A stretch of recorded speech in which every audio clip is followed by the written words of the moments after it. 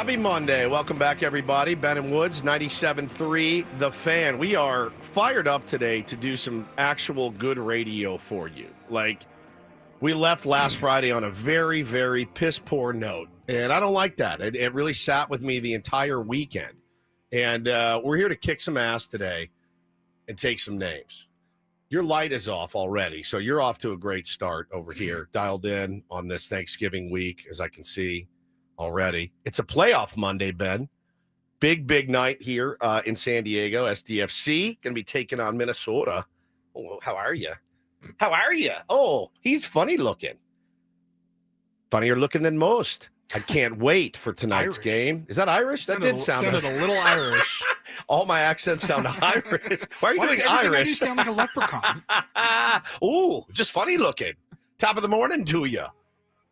Man, it's good to see you guys. I missed you. I'm Woodsy. That's Paul Reindl, executive producer of the program. Good morning, Paulie. Hey, how are you? I agree with everything you said. I was spun out for most of Friday. Yeah, it really based affected on how you. that show. And it's like, I knew, hey, there was nothing. It was out of my control, out of our control. You didn't do anything wrong. But, God, that pissed me off. Yeah, it was tough. It was really infuriating. I hate that kind. I hate those days. I just don't like technical difficulties. And I do realize that they do happen. And kudos and credit to our incredible engineering staff who recognize it, work their balls off on it to make sure that we are good to go. So I really appreciate them. Ben Higgins, your friendly neighborhood sports anchor, joins us as well. Good morning, Benjamin. Good morning. Good to be back. Good to hopefully be on the air and streaming to everybody this morning on 97.3 The Fan, SD. Now, you say it's a playoff Monday. I'm trying to figure something out here. Yeah. Is that why you look so sharp? Oh, today? do I look sharp? You're sharply dressed. You're put together. I mean, Thank you're you. always That's a nice sweater. you're always a fairly good dresser, but you seem as though you've got a little extra A little juice? pizzazz Show it off this for the morning. people. Yeah, This look is at that. That's nice. this is remember I told you guys last week about, we were talking about prices of clothes. You had to stop by a department store. And he walks in the department store. He needed a button-down shirt. And he walked into, Neiman Marcus. Finds the button-down shirt, brings it up. The guy's like, yeah, it's $880. And he said, all right, see you later. That's it. And I said, you did the right thing. Yeah, you did the right thing. And I told the story about right when I started dating my wife in 2014. I was a part of a subscription service, and they would send me really nice clothes, and I would take some and keep some and send some back. And this is the one that I kept. This is the John Varvatos sweater that cost me a fortune, but I kept it and I've had it, and it's kind of a good luck sweater. And Break it out for special occasions. Break it out for special What's occasions. the special occasion? Trying to think of the best way to put this. Not the Aztecs taking on Michigan tonight in basketball. No, It's not No. the SDFC playoff game. Those are hours and 13 hours away. I don't think I'm allowed to say per contract a meeting. It's a get together. Should I know about this meeting? As you said, why What just say? you, What, apparently? you just have a meeting? When the time is right. Preliminary meeting. It's a preliminary get together. A conversation. It's just a It's a conversation. get-together. It's just a conversation. With who? I'm allowed to have conversations. Just people. Just having a conversation with people. That's it. That's Old friends. That's it. No, not necessarily. Okay. Maybe new friends. You never know. Just Well, good luck with that. thank you, and I'll. You do look nice. I will say thank you. that. I appreciate Nice it. sweater. I'll fill you guys in. So it does concern me and Ben in some capacity. Yeah, I would imagine. Yeah, for sure. Ray says, holy bleep, Woodsy, the new hitting coach. I wouldn't want that job for $1 billion a year. $1 billion with a B. No, pass. Because all the experts are on Twitter telling me what I'm doing is wrong. I couldn't do it. You already have that job. I have that job anyway, but I don't make $1 billion. Maybe I would take it for the money because I always get that anyway. And just go the other way, guys. It's not that hard. You just need to hit more home runs. It's not that hard. I feel like we are the last team in baseball to not have a hitting coach or, have done anything really of note since the season ended. But hey, that's okay. That's okay. But yeah, I'll listen. I will. I'll fill you in when the time is right. Thank you. I'm not trying to. Okay. I'm not trying to hide anything from you. Yeah, You're clearly. not. You're doing a Clearly. bad job of not trying to hide anything from us. Then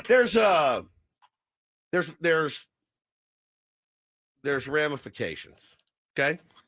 That's all I can say. all right. So I didn't want you to ask me about it, but you did. Just dropping it then. Yeah, Fancy I'm meeting? dropping Just it. drop. Yeah, fancy. Pretty fancy. This is one of those meetings where you want to put your best foot forward. I'll put it that way. Okay. You read between the lines there. Ben, I feel like we need to start setting up some meetings. Exactly. Yeah, I mean, you guys get your stuff together. dude. Intriguing meeting. Yeah, start setting up some meetings. Exactly. Okay. This is not I'm not looking to do a Woods solo project. I'll tell you that. Never ever. You guys know how I feel about you. Thank you. So I will, and I'm not going anywhere by myself. All right. So anyway, that's that. But no, we talked about Friday. Friday sucked. It Clinton was- in our chat says it was fun to go back on Odyssey to watch the show on Friday's last hour. How many How? people actually went back and did that? It did get posted, Paulie said. Like, Audio. the audio got The audio posted. did. I mean, from what I was able to gather, yeah, I was shocked I was able to save any of the audio based on whenever those types of things happen. And remember, people were saying on the stream, no, you guys sound pretty good on the stream. And then it started cutting out, and then it came back and cut out. But for the most part, we got the whole hour. We had a in. massive, for anyone who wasn't here on Friday, we had a Still don't massive know what happened. network failure, kind of unexplained, that for the better part, like the 9 o'clock hour into about Braden's show at 10 o'clock, we were on and off the air, off the stream. We had no access to internet in the building. It was really unsettling, actually, for us to be on the air during that hour. Yeah, it was terrible, and I don't know why we're reliving it. To be honest with you, I'm vehemently against this right now because I don't want to relive that horrible experience. I had people texting me throughout the day on Friday going, what the hell happened? Yeah. Or, hey, I missed the 8 o'clock and 9 o'clock hours. I'm like, our whole building shut down at like 9:05. internet, all Couldn't of it. post the 8 o'clock hour. Don't even think the 9 o'clock hour even exists anymore. We couldn't open up our computer. We could not do anything. And it was, I ended up finding the audio. I posted it. I called it the lost hour. Yeah, the lost hour. And I I like ju- that. And I just said, enjoy listening to three grown men. So bad. Enjoy listening to three grown men wonder if anybody can hear them for 40 worst. plus minutes. It's the so bad. absolute worst. It was so But awful. here's I did find a couple of clips that I personally thought were funny because of, well, this first one, not only was it cutting in and out, it was morphing like our audio, our voice. I like the So- voice morph. Every Friday around 9:20, we do the Ben's Sexy Saturday Stinkfist schedule, college football games. College Right. football weekend. Your best lineup for a marquee weekend necessarily, but there are fighting for a spot in the Oh. college football playoffs. Starting with the 9 a.m. game, number 22 Missouri visiting number 8 Oklahoma. BC, but Oklahoma, they already have 2 losses in the SEC, so they're not making the SEC champion. Oh wait, is she a great big fat 12:30, person? Probably the biggest game of the day in the Big Ten. Number 15 USC. It's What is 15? Number 15 USC at number 7 That Oregon on Got a CBS. flub in there. That wasn't Do it again. Play that part. wasn't the network. Play That was the part. network. It was Play totally the that network. was not this network. The network. Play that part again. I forgot about that. Listen to that. 12:30, probably the biggest game of the day in the Big Ten. Number 15 USC. What? It's 15. Number 15 USC at number 7 Oregon on CBS. We were all spun out. I was the a wreck. entire I hour. hated it. I was staring at the clock, ready for the day to end. I want to play his voice morphing again. That was Playoffs. so good. With the 9 a.m. game, number 22 Missouri visiting number 8 Oklahoma. BC.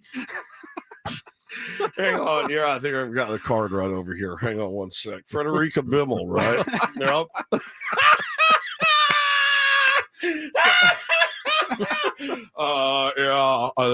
She moved out, I think. Hang on, I got a card somewhere.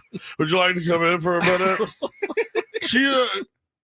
She's a great big fat person, right? With the 9 a.m. game, number 22 Missouri visiting number 8 Oklahoma.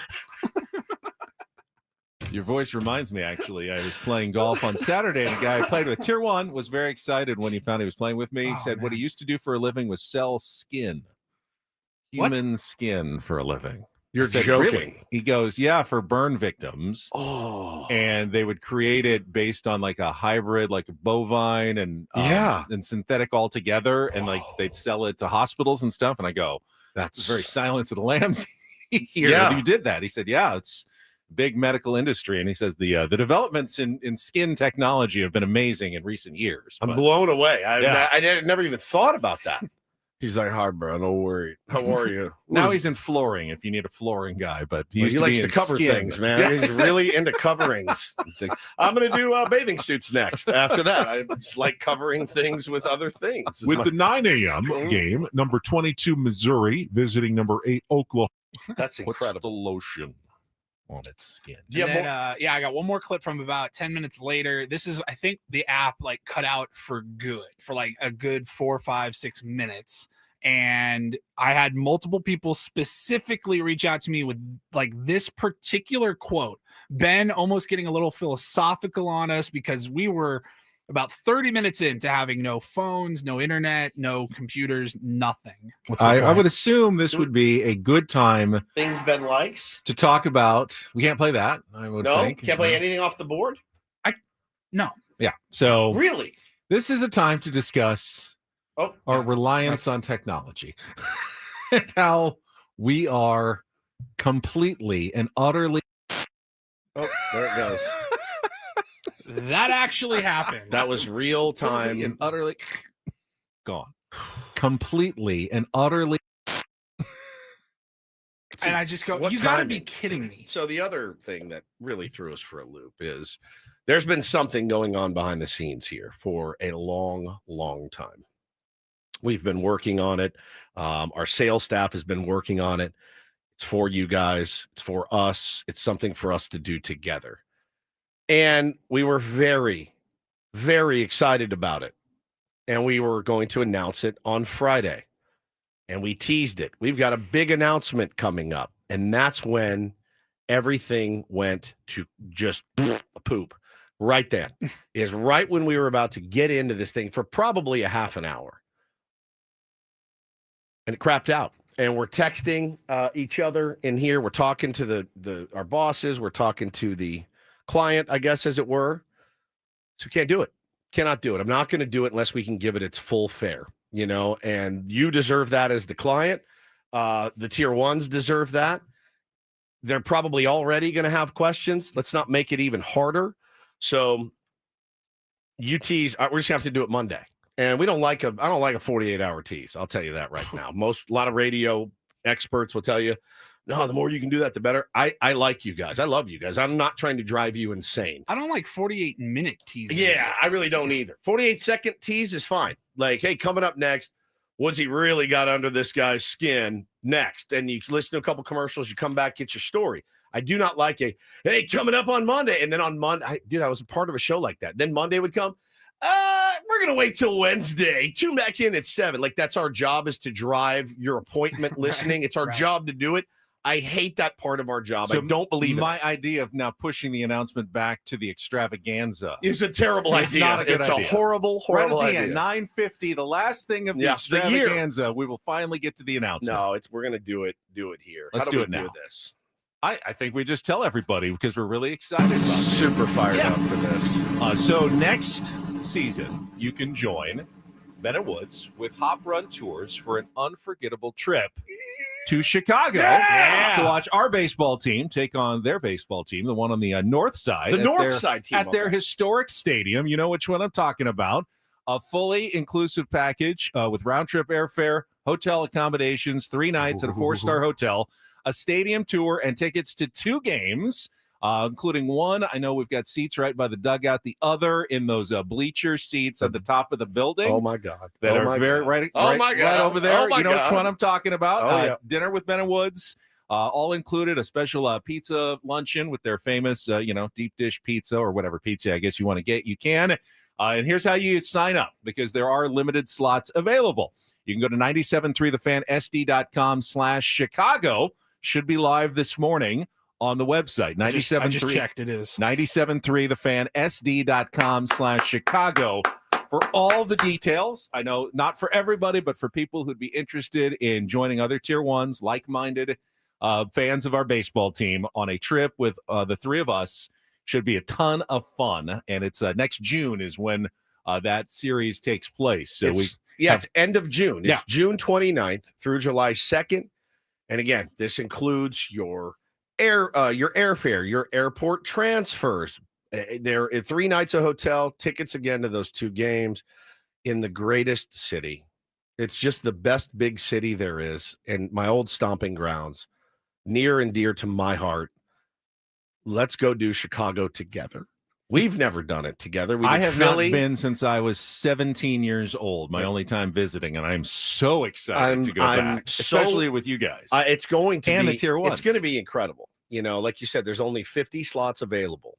So all of your slots available on that trip, where you're going to have your way with Ben and Woods. We're going to get to go out drinking together. We'll get to go out hanging out together. It's going to be a blast. And I can't think of a better city to do it in. I really can't. And if you can't make it, and I totally understand that it's not going to be, everybody's not going to be available or be able to afford it because it's a trip, obviously. But we're going to do our shows from Chicago, at least 2. I think 2 of the mornings that we're there, or at least one of them. Maybe one, at least one. Depending on Adam travel. says 2, but I'm doing a podcast. We're definitely going to be on the air at some point, yes. and broadcasting live from Chicago, like from our sister studios in Chicago. I think we'll be in a studio, which will be very cool. So I'm looking forward to that as well. So we'll take all of you with us. We can't take all of you, but spiritually we'll take all of you, and we'll actually take 50 of you with us to Chicago next summer. We all get to fly together and stuff and just hang out, and gonna be a party in the air. Just go do stuff together. It's gonna be great. So again, hey man, Christmas is coming up, right? And it's not, like I said, it's with all the stuff that you're getting. This isn't like, oh cool, $300. Like, it's not a cheap trip, but it's gonna be a trip that is worth every single penny. It's for me, I would not even know how to arrange all these things on my own, especially those seats up in the thing, right? Man, I've heard those ones are inclusive of food and drink as well when you're there. Yes, sir. It's going to be a trip of a lifetime. First time we've ever done something like this. Right. Now, they used to do these back in the 80s, and your favorite radio show. Hey, we're getting on a bus. We're going down to Mexico, and listener cruises. Listener cruises are a thing, and we got to start somewhere. So we thought, let's start with the something we all like. Yeah, baseball team that we all love, into a really historical city and ballpark. A lot of people were thinking about making that trip anyway. This just gives you a good experience. And I can't wait. I really can't wait for it. I'm so excited. I love that city. Love the Tier 1s. I love you guys. It's going to be a great time. So again, Benny, the website is 973thefansd.com/Chicago. Correct. Go check it out. And yeah, great Christmas gift. I mean, an incredible Christmas gift for your loved ones. If you're into it. Start saving up now. Yeah. Start saving up now. Hope to see all of you guys out there. I would love that. We're very excited about this. Very, very excited. And this is Tier 1 David J. Hop Run Tours. Dude is locked in. Is his company, and he's been setting up these trips for a while now, so he knows what he's doing, which was important to us that we teamed up with someone who has done things like this together before. And plan it ourselves. I told Paulie over the weekend. You don't want to go on the trip that we planned. Oh no! I told Paulie over the weekend. I said, honestly, if it was anybody other than David, I wouldn't have even passed it up, down the chain to sales. I've met with David. I know David very well. David's a friend. He's as dialed in, as smart of a dude as there is. And we've honed this thing down. We had other ideas, and I said, David, let's keep this thing central to Chicago. Let's keep this thing for the Tier 1s. And I'm so excited. It's my first time I've ever done this. I've been in radio 15 years now.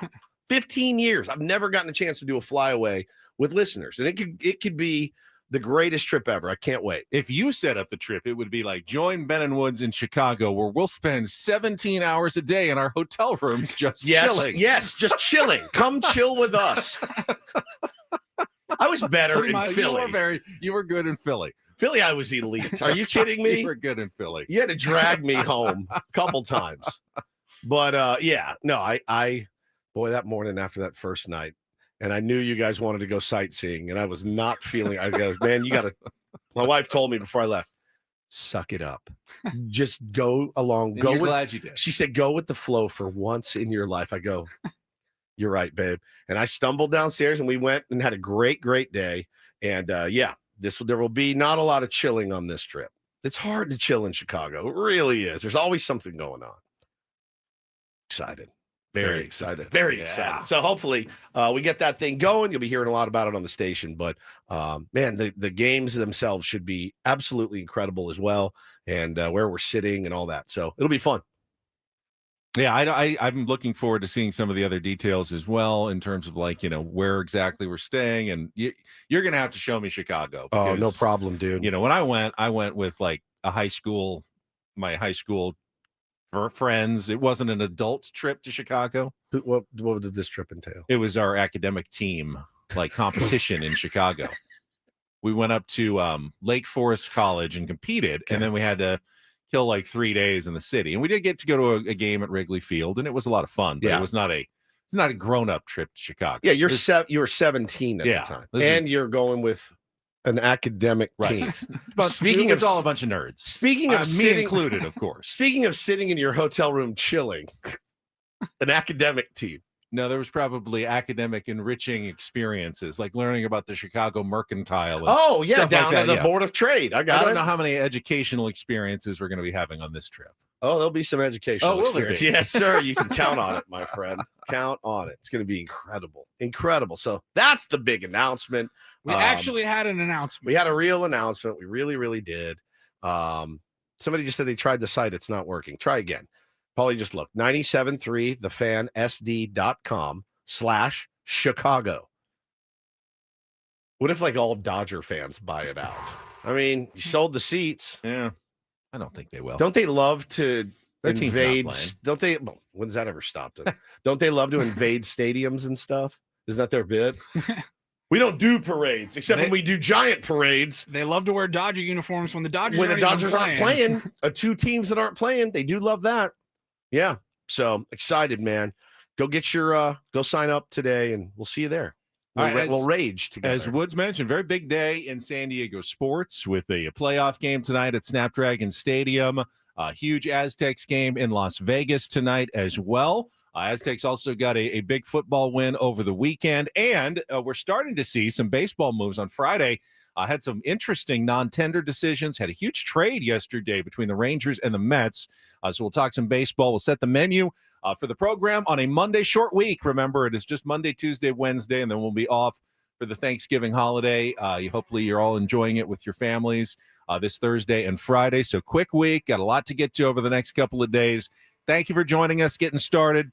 Ben, Woods, Paul on a Monday morning on San Diego's #1 sports station, 97.3 The Fan. Let's get our first check of traffic here with Kelly Danick.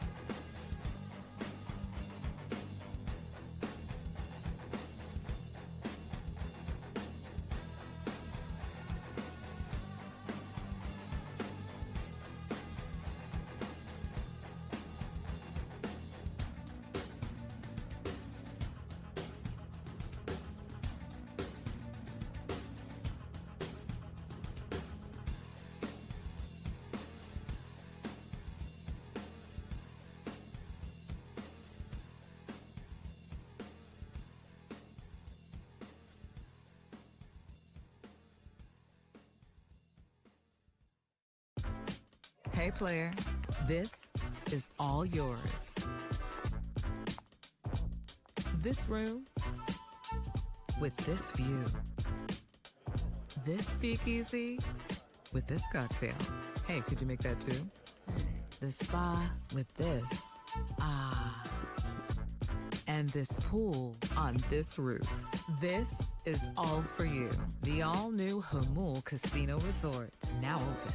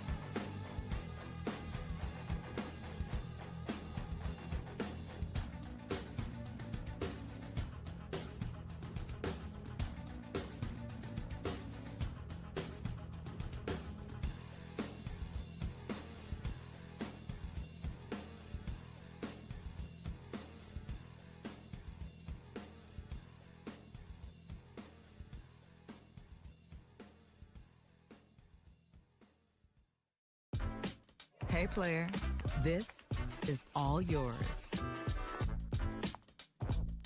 This room with this view. This speakeasy with this cocktail. Hey, could you make that too? The spa with this. Ah. And this pool on this roof. This is all for you. The all-new Hamul Casino Resort, now open.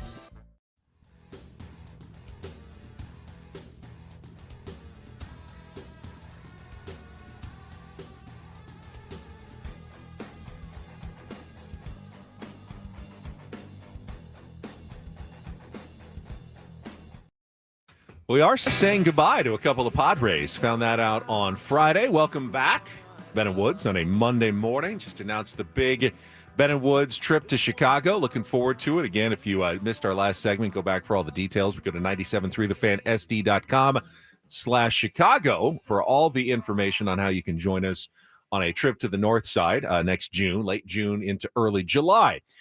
Coming up, we will talk some Padres, some baseball. Big trade yesterday as well. The Hot Stove League isn't hot yet, but there's certain embers, like that are at least warm going on ahead of the winter meetings in a couple of weeks. So we'll talk a little baseball coming up. Obviously, had a big weekend of football and SDFC's game tonight. Coming up at 7:35 to help us preview that big game tonight, our friend Craig Elston will join us at 7:35 on our David P. Shapiro fan hotline. David P. Shapiro, criminal defense attorneys, helping good people regain control of their future when charged with a crime since 2010. Visit davidpshapirolaw.com. And then outside of that, we'll have our regular features like Don't Do This, Take on Woods, our biggest fan announcement at 9 o'clock, and our Reinhold Report in our 9 o'clock hour today. That's what we've got on the menu for the program today, Woods. Well, and you know what? Menus change too. They You do. never know what else could be discussed. Kind of an interesting story for you guys at 8 a.m. Do you? Yeah, you're going to want to hear it. It was inevitable. I thought you didn't like long teases, and now you're teasing me. I have to wait until 8 a.m. for this story. You're right. I just said I don't like long teases. I just said it. This is it's like an hour and a half. But I'm just All right, telling you I'll wait. the 8 o'clock is going to be really interesting. All right. And I want both of your guys' opinions. Okay. Yeah, you want to start with the Padres news, though? Quickly Yeah. on Friday. They've gone to, they're excited. You can't use the word excitement when you talk about the San Diego Padres in the offseason. That's the wrong word for it. They were very much in the news for the last few weeks, right? With the Mike Schilt, quitting. The hiring of Craig Stammen was a vicious news cycle. The team selling is a vicious news cycle.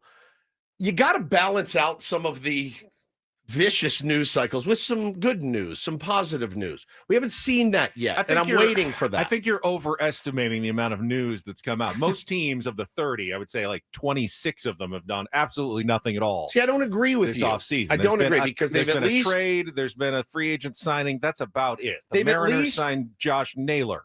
Well, they've at least rounded out their coaching staff. Who's Craig Stammen talking to on a daily basis? They know who their hitting coach is. The new hitting coach is currently installing his philosophy and sending giant PDF files to all the players and saying, here's what we're going to do. We have none of that. We've done none of it.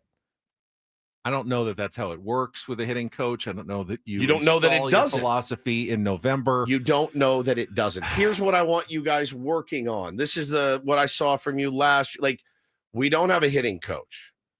We don't have a third base coach. I'm pretty sure Leaper's looking at other spots or is going to look at other spots. And a bench coach. And a bench coach. I mean, again, these aren't world beater moves. Or as I've said, we may have all three, and they will announce it in due time in February. I don't believe that bit. What's the purpose of that? There's no purpose to be like, we hired a hitting coach. He's double secret hitting coach. You're certainly encouraging them to make an announcement if they have one, because they don't want to hear you for the next 3 months going, why haven't we What are we hired doing? it? What are we doing here? And they're like, yeah, we hired guys like 2.5 months ago. It's just, we're just waiting on the announcement. For what? What would be the reason to not tell people? I'm just telling This you, is the that's the way direction. they always do it. They give you one release with all their coaches on like February 12th. And then that's the list of coaches. Do their major league coaches, all the minor league managers and coaches. It's one big release. It's how they've always done it.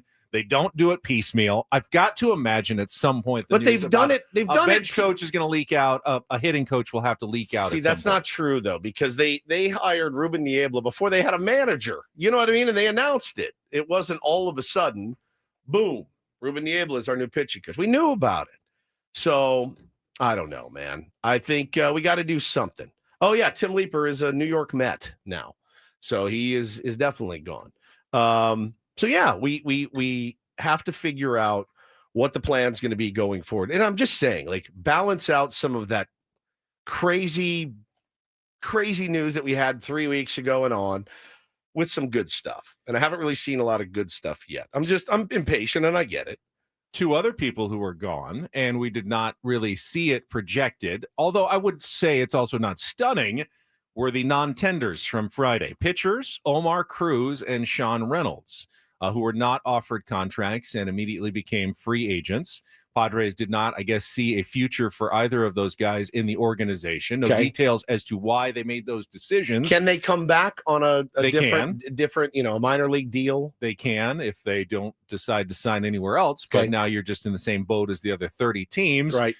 Sean Reynolds obviously did not, build off what he did in 2024 and 2025. Bit of a disappointment, I'd say. Omar Cruz, who it looked like he was knocking on the door, made his major league debut in 2025. I think got the one start when he came up. Yeah.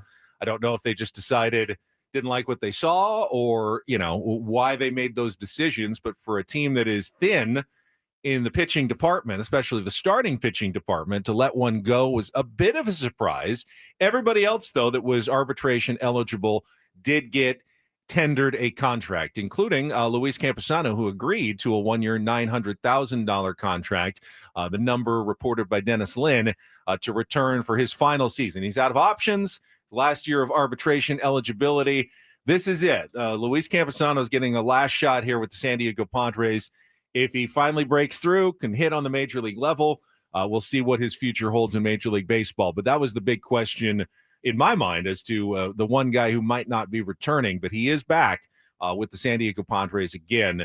Will he catch? Will he DH? Will they move him to first base? What's the plan for Luis Campusano?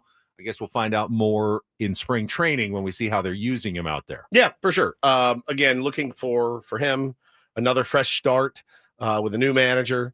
And, again, trying to earn and curry some favor, maybe get some work behind the dish, maybe not, maybe first base, maybe just power bat off the bench, just whatever, like a body. He'll have a chance to go out and make the San Diego Padres roster again. Not sure what happened with Mike Schilt, not sure what happened with Campusano and Bob Melvin, but clearly there was trust lost. And I don't know if it was defensive ability. I don't know what it was, but the dude straight up Crash Davis down in the minor leagues, called up to the roster late in the playoffs, didn't get an AB, nothing really happened. And, we'll see. He'll get another shot, though. This has got to be like, you're hoping that he says, okay, this is that turning point in my career after another, few years of turning points. Like, I got to get my stuff together. They have to give him the right opportunity and hopefully he can contribute. And if he doesn't, it's $900,000. And this does not mean the Padres have solved their backup catcher situation. They'll be very active. They will absolutely have to acquire, even if they intend for Campusano to catch, which I don't know if they are, they'll need a third catcher, someone who can at least go up between AAA and the big leagues. You can't get through the entire season with just two catchers nowadays.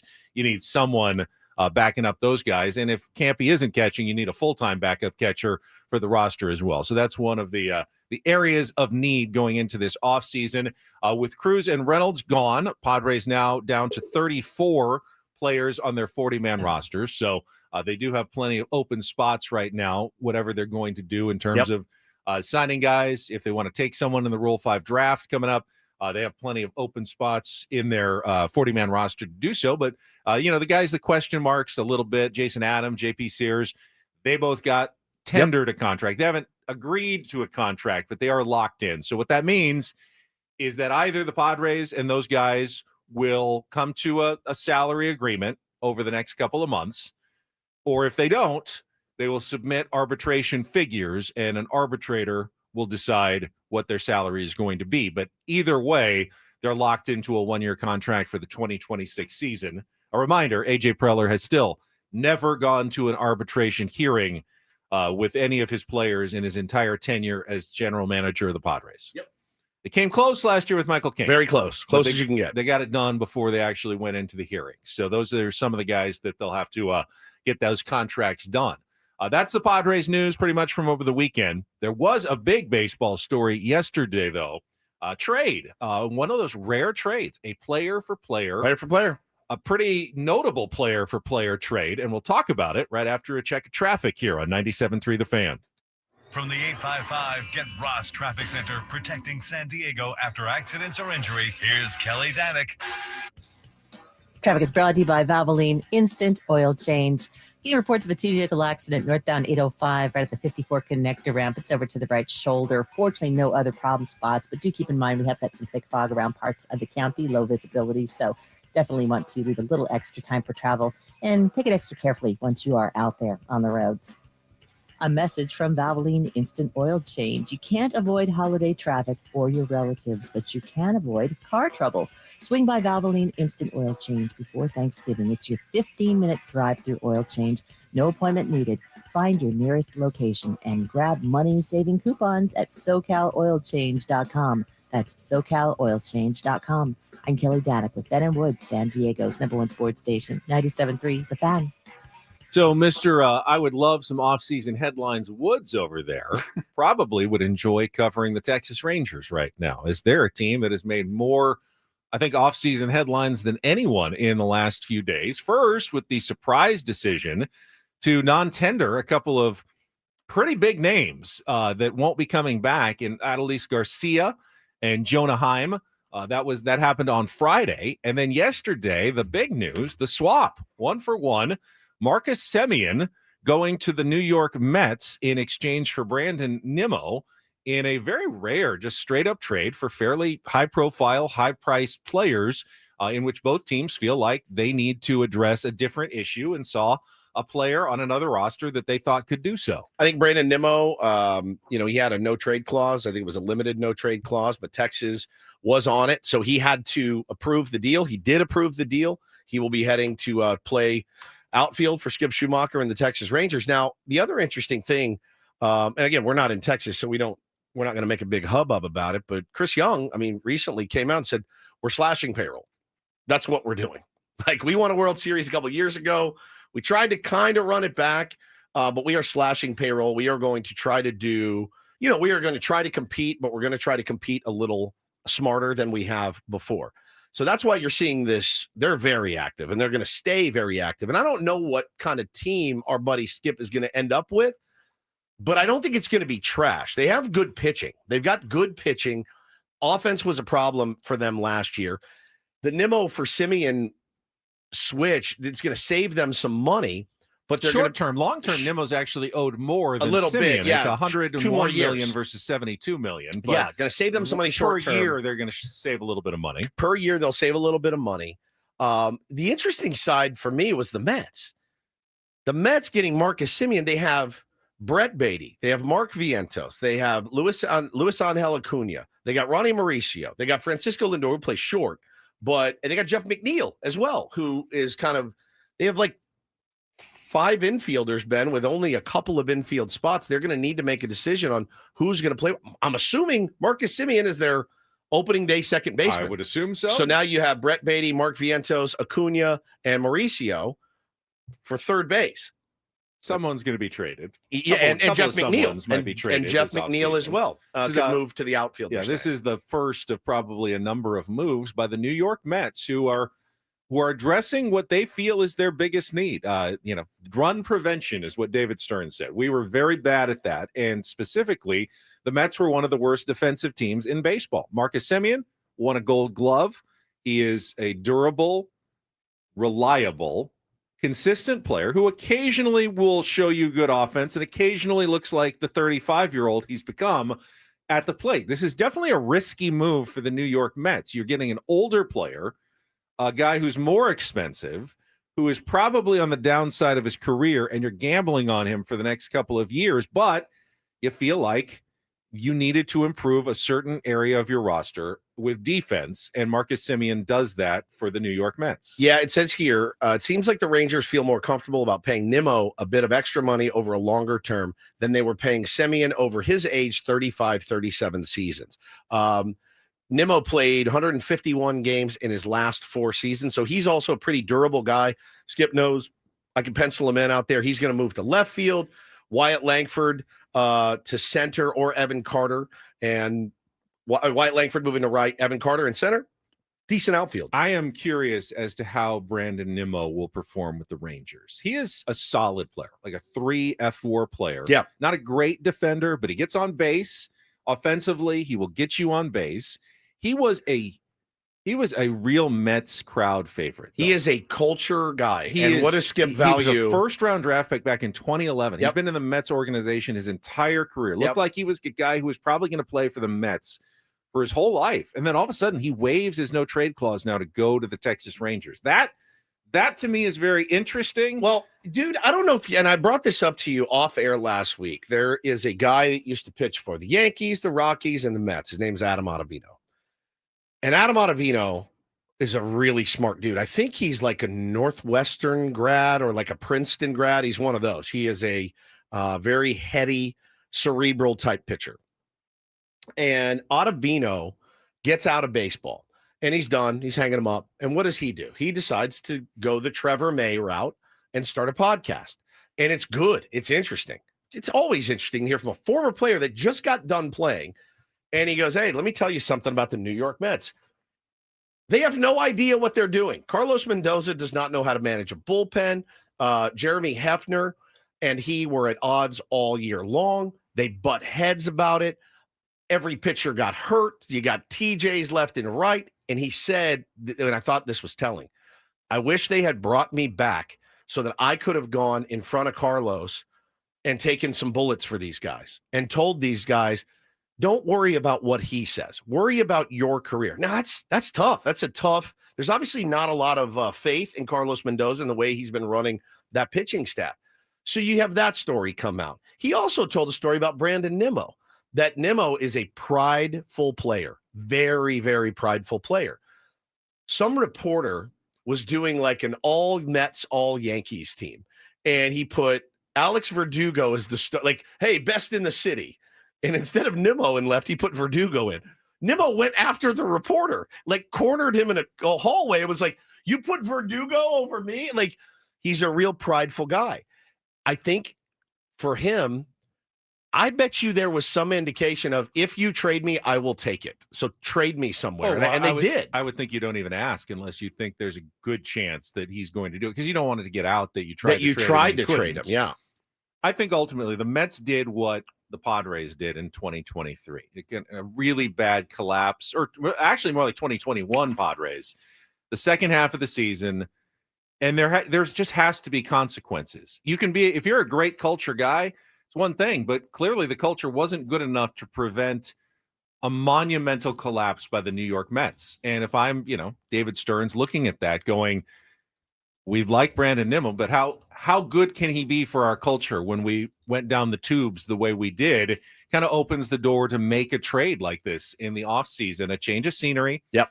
For a couple of guys. Not that I don't think Marcus Semien necessarily needed a change of scenery. He's, from everything I've heard about Marcus Semien, he is elite person. A person, a worker, a leader. Yep. I mean, he's the kind of guy that the Mets are hoping rubs off, I think, on a lot of the rest of their organization. Yeah, for sure. Who doesn't want that guy in your clubhouse? You want a guy in your clubhouse rubbing off on everyone else. That's what you want. That's the dream. When he's not playing Pusoy. Right. Because I don't think he's into Pusoy at all. That's Jock Peterson. You saw how his year went last year. That's another decision I think Skip's going to have to deal with. They've got Jock Peterson, I believe, coming back. I mean, he may be a free agent. So I don't know that they're looking. Pusoy on one side of the clubhouse. And then good culture rubbing off on other guys. Not a me guy. No. Marcus Semien. No. I mean, Ron Washington said is one of his favorites to, and again, that's going to help them with. And could give you a good offensive season. Yeah, he's had a number of them. He's a three-time All-Star. Yeah. And then hitting in that lineup with Francisco Lindor, maybe Pete Alonso comes back. Who knows? We don't know what they're going to do with Pete. It's a no-brainer for me. And if Juan you're Soto. the New York Mets. And Juan Soto's pretty good. I mean, you don't have to be a superstar to put Correct. up pretty big RBI numbers to put a good stat line together. Marcus Semien's in, I think, a really good position to succeed with the New York Mets here. The question is, how much longer can he do it, as he's, again, 35 years old. That's a risky move at that stage in his career. Yeah, I mean, it's the Mets. Like they have money to burn. If this ends up burning their money, they're okay with it. They've got and Steve Cohen. Like I said, they got rid of a bit of money in Nimmo as well, so it's not a huge additional It's not a huge commitment, just, for the next couple of years, and then he's off the books if it doesn't work out well for the Mets. That's exactly right. What do you think about? Somebody said in the chat the transparency of Chris Young. saying saying we're- like I'm cutting lowering 40 payroll? million. I think he said like I'm putting a number on it. We're cutting 40 I think million you have a lot of cover in Dallas because during Cowboys season to say whatever you want and no one reacts badly to it. okay, coupled with a World Series championship that you brought, first one for the organization. I think the double, and you just made a really good managerial hire. Yeah. You're right. But mostly But the mostly the Cowboys. Cowboys and the Mavericks. You're like, nobody's even listening. I can literally say, here it's a different story. You have to be like, no, we're going to stay competitive and try to field a World Series team. in Dallas. So wait, your listeners care about So baseball. yeah, about the Rangers. We'll come Interesting. back. Big game for SDSU tonight. We'll get to that next year on the Fan.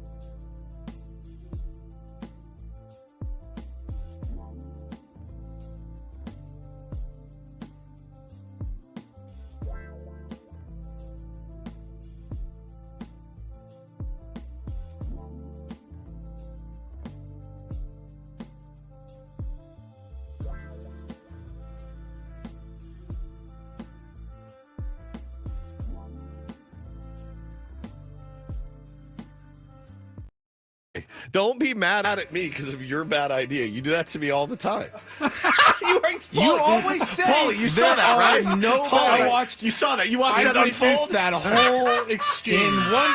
Paulie, am I not right? Oh, my Out of one God. side of his mouth, he always says there are no bad ideas. We need more ideas. You're always encouraging us. Just shout out your ideas because you don't I shout out didn't enough even- ideas. And then I do one, I and you give didn't me a look like respond. that's Oh, a my God. horrible I idea. didn't I even. can see it in your eyes. I did. What are you, a psychic now? I didn't even Oh respond. man, that was fun. Was that? You saw it unfold? I watched right? the whole thing.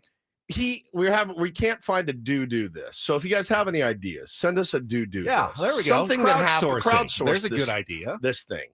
I'm trying to think a step ahead. So he says, did you see the Chiefs game where Kareem Hunt fumbled and Travis Kelce went and Give him a big hug Big on the hug. bench, and they came back. They were down 11, and they Yeah. rallied after that. I like good, supportive teammates is something that we should praise and encourage. so I looked over at him and I was in my mind, I was thinking, okay, a teammate picked up a teammate for making a mistake, which happens It does 75,000 times. We're going to highlight this on do this. And I didn't even respond. And then he looks at me and goes, well, if you can come up with something better, go ahead. And I didn't even say anything. I didn't say a word. And I go, don't get mad at me for your bad idea. Yeah. Hey, don't get mad Don't at get me mad for your at bad me. ideas. And then we're on the air. So good. And then the I mean, music we came were. on. It's so funny. Got Craig Elston Oh, joining us God. coming up at the bottom of the hour. We'll talk about SDFC's playoff game tonight at Snapdragon Stadium. It is it's a feast week. I'm hyped, dude. There's a lot of sports this week. I'm hyped. Starting tonight, not only with SDFC, but of course, the Players Era Festival gets underway in Las Vegas. Massive college basketball week. Maui Yeah, Invitational Troy as well. plays at 8:00 this Troy, morning. yeah, we're gonna watch Troy. Oh, it's on. Is it on. Oh, it's in not about- on. yeah, Remember? 1 hour. Yeah. Oh. Can they go double overtime, triple overtime, Quad. quadruple overtime in their next game? Who do they play today? It's like so- Toledo, I so- think. okay. Paulie said. It's like, Yeah, no they're back. one's. It's not even on television, is it? We're curious to see We what Troy is remember going we to do wanted next. to run it during our show just to watch the most exciting college basketball team on the planet, the Troy Trojans, and they're like, Paulie goes, too bad they're not even on TV. That's a mistake by the networks. I don't know what to tell you. This Were you is not paying attention last week? well, this is a week too where like people are off. There are people that have taken this whole week off. Most of our building is not here today, so I think get this. They're an exciting team. They Yeah. do have an insane college basketball schedule You, today. you Today can they do? watch, Oh, all day long. But you can 8 watch a.m. college basketball. It's culminates at the end of the day with San Diego State taking on Michigan later tonight. Which all of a sudden, of course, we talked about it after the loss to Troy last week. San Diego State has made this game much more important than it really needed to be. Had they taken care of business against Troy, you play Michigan and you get benefits either way, win or lose. You played a tough opponent. Hopefully you played them well. And even if you lost, you go, that's all right. That's going to look good on our resume, just playing that game at the end of the season. Sure. But once you lose to Troy, now the pressure is on. You need to stack a couple of really good non-conference wins to offset what is going to be viewed as a bad loss on your resume. So I'm not saying it's a must-win game for San Diego State tonight. I would hate to put the pressure on when they're 6.5-point underdogs against a really good Michigan team that, by the way, I think the report is like $13 million on their roster. Like that's what they're paying their players My Lord. for their roster. It's like 12 guys on a college basketball team. They're paying them about $1 million or more each. And I guess I had forgotten this. I was just looking at this article by Mark Ziegler in the UT. We almost were going to be going up against Magoon tonight, against Magoon Guath. They were really close on getting him. And he had several meetings after he entered the portal last year. He spoke with their coach, his staff multiple times. They talk about the campus, the academics, about schemes, the Big Ten, and of course, about money. And then a week later, he withdrew from the portal, returned to the Aztecs saying, my heart was still here. So would be incredible to see Magoon go in after one game under his belt, Ben, and, kind of take this game over. you could cynically think, well, maybe they didn't offer enough money. Yeah. They did. They did. They offered more money than San Diego State could have dreamed of offering him, and he still decided to come back to San Diego State, Which is amazing. which All these you gotta kids love get- him for. These kids get a lot of grief these days. They really, really do. Okay, you want one, that matches up with the way that it quote unquote should be. Here's one. Magoon Gwath should be celebrated, I guess. Or like I've never seen a guy say, thank you for my time here. I'm out. I'm going into the transfer Yeah. portal.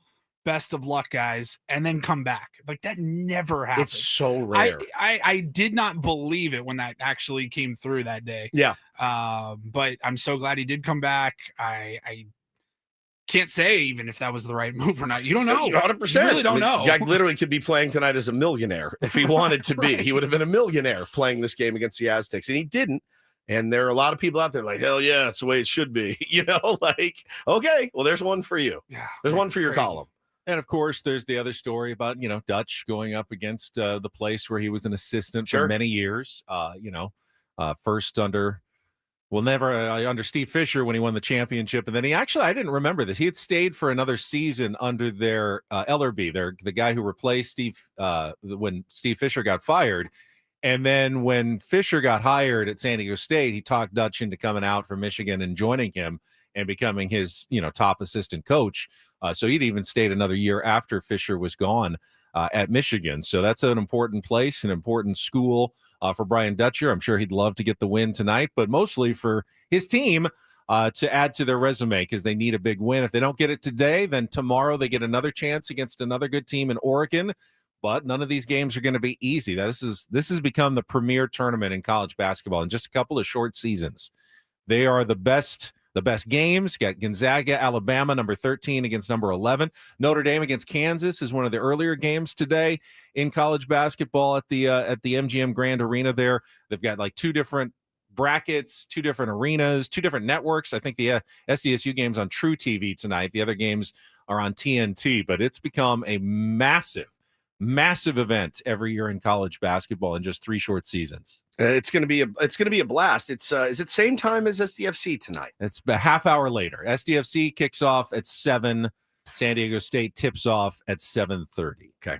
Which is not ideal. And it's but, going to be, where will it be seen, this big tournament? so True TNT and True TV? TV. The Okay. Aztecs are on True TV. All right. It's like the college, NCAA All right. tournament all over again. All right, And I who's think going those where? Stream on Max as well. I'm going iPad for the Aztecs, and I'm going big screen for the soccer match. See, now I think. I will probably go laptop for the SDFC game because it's on Apple and it looks good on a laptop, and I'll go TV for San Diego State basketball. Well, if it's Apple and it looks good on a laptop, it looks looks good. really good Yeah. on a TV. What's a better sport for watching in smaller? I can watch football on a phone. It doesn't bother me at all. Really? Yeah, it doesn't. I can watch a football game on my phone and it's fine. I think with soccer, I need the vastness of it. Basketball, I think, is better on a phone than maybe soccer would be. I think I like the opposite. I Do like you? basketball Okay. on the big TV, and soccer I can watch on the smaller screen, like an iPad or a laptop. I'm just dragging a second TV out from the office. It's a good move. And so they'll be near each other. I got a Roku. I can get I'll probably have the Aztec game on the big screen. Yeah. With sound, and then probably have SDFC on the smaller screen. I'm going to do a sound mix. Simultaneously. I'm just going to have them both really loud at the same time and Good see if I idea. can drive my wife insane. Now, both games, if they don't go overtime, usually right about 2 hours. Soccer and basketball are fairly prescribed in their length. But remember that the rules have changed for SDFC. Now, if it's tied after regulation, they go to 2 15-minute overtime periods rather than straight to penalty kicks, which is what they did in the first round. So if you end up tied, you play 30 more minutes of soccer. And then if you're tied after that, then you go to the penalty kicks at the end of the game. Okay. Which is, Mikey Varas talked a little bit last week about the strategy behind that. And he said, I mean, you think about it, but ultimately you still have to just play to win the game. And then at the end, you start going, okay, well, we may go to penalty kicks. Who do I want out there potentially to be my penalty kick takers if we get to the end of the game? But you're not thinking about that halfway through going, what if this goes to penalty kicks? You can't obsess over it the Yeah. entire game. Yeah, for sure. I'm just fired up, man. I told Hannah last night, I said, freaking playoff game tomorrow, one and done. for SDFC tonight. Going to be really, really special.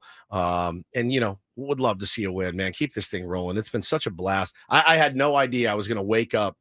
If you had told me at the beginning of the year, oh, man, on playoff day, you're going to wake up, you're going to be fired up to watch that game, I wouldn't have believed you. I was going to be, I'll check it out. I got way into it. And like Darren Smith talked about on Friday, it's not just the game. Like, the game's been great. It's the players. It's the Bombinos. It's the Pellegrinos. It's the Anders Dreyer. It's great. It's all of those dudes where you're like, now this is a group I can absolutely get behind. It's been pretty cool. And Carlos asking, is Anders Dreyer healthy to play? Remember, had the quote. Yes. I've got it here from Mikey Varas when asked about the availability of Anders Dreyer and Chucky Lozano last week. Quote, yes.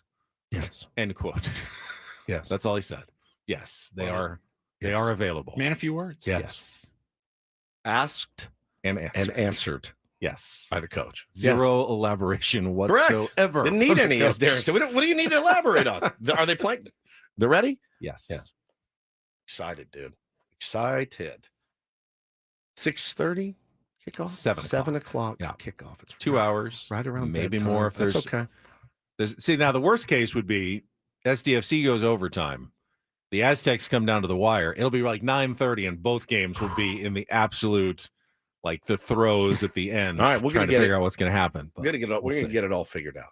I don't okay. want it to go overtime. Overtime would be very stressful. One and done overtime in soccer. Ooh. It's Terrible. like hockey. When you get to the Stanley Cup Finals and you're in overtime, and it's like It's the worst. It's like the worst the thing. goal's It's going it's to end baseball. at any second. Baseball too. I don't think they don't do golden goal, so it's not like a walk off. If you gave up a goal, you'd still get to keep playing, but you're in a lot of trouble at that point. You give up a goal in overtime. All right, let's take a timeout. When we come back, we'll get to don't do this. Tweet and delete. Yeah, and Tweet and delete is How- always interesting from a professional athlete. how about a little stabbing before a football game Sure. to get the juices going? Literally, the juices, Not fans, not fans. not opponents. Nope, teammates. Teammates. Yep. It's probably never a good sign about how the game's going to go, but we will talk about it coming up next. Plus, crowdsourcing your do this ideas. Please Still haven't seen any send yet. them to us quickly before I get in trouble again from Woods. Coming up next on San Diego's #1 sports station, 97.3 The Fan.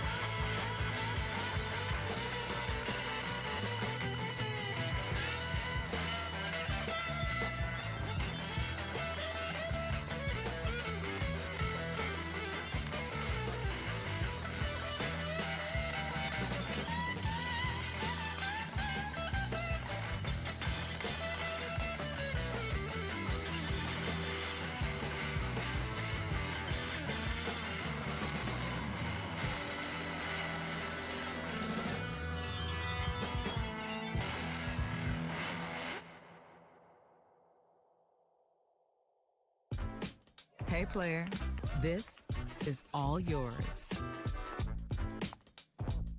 This room with this view. This speakeasy with this cocktail. Hey, could you make that too? The spa with this. Ah. And this pool on this roof. This is all for you. The all-new Hamul Casino Resort, now open.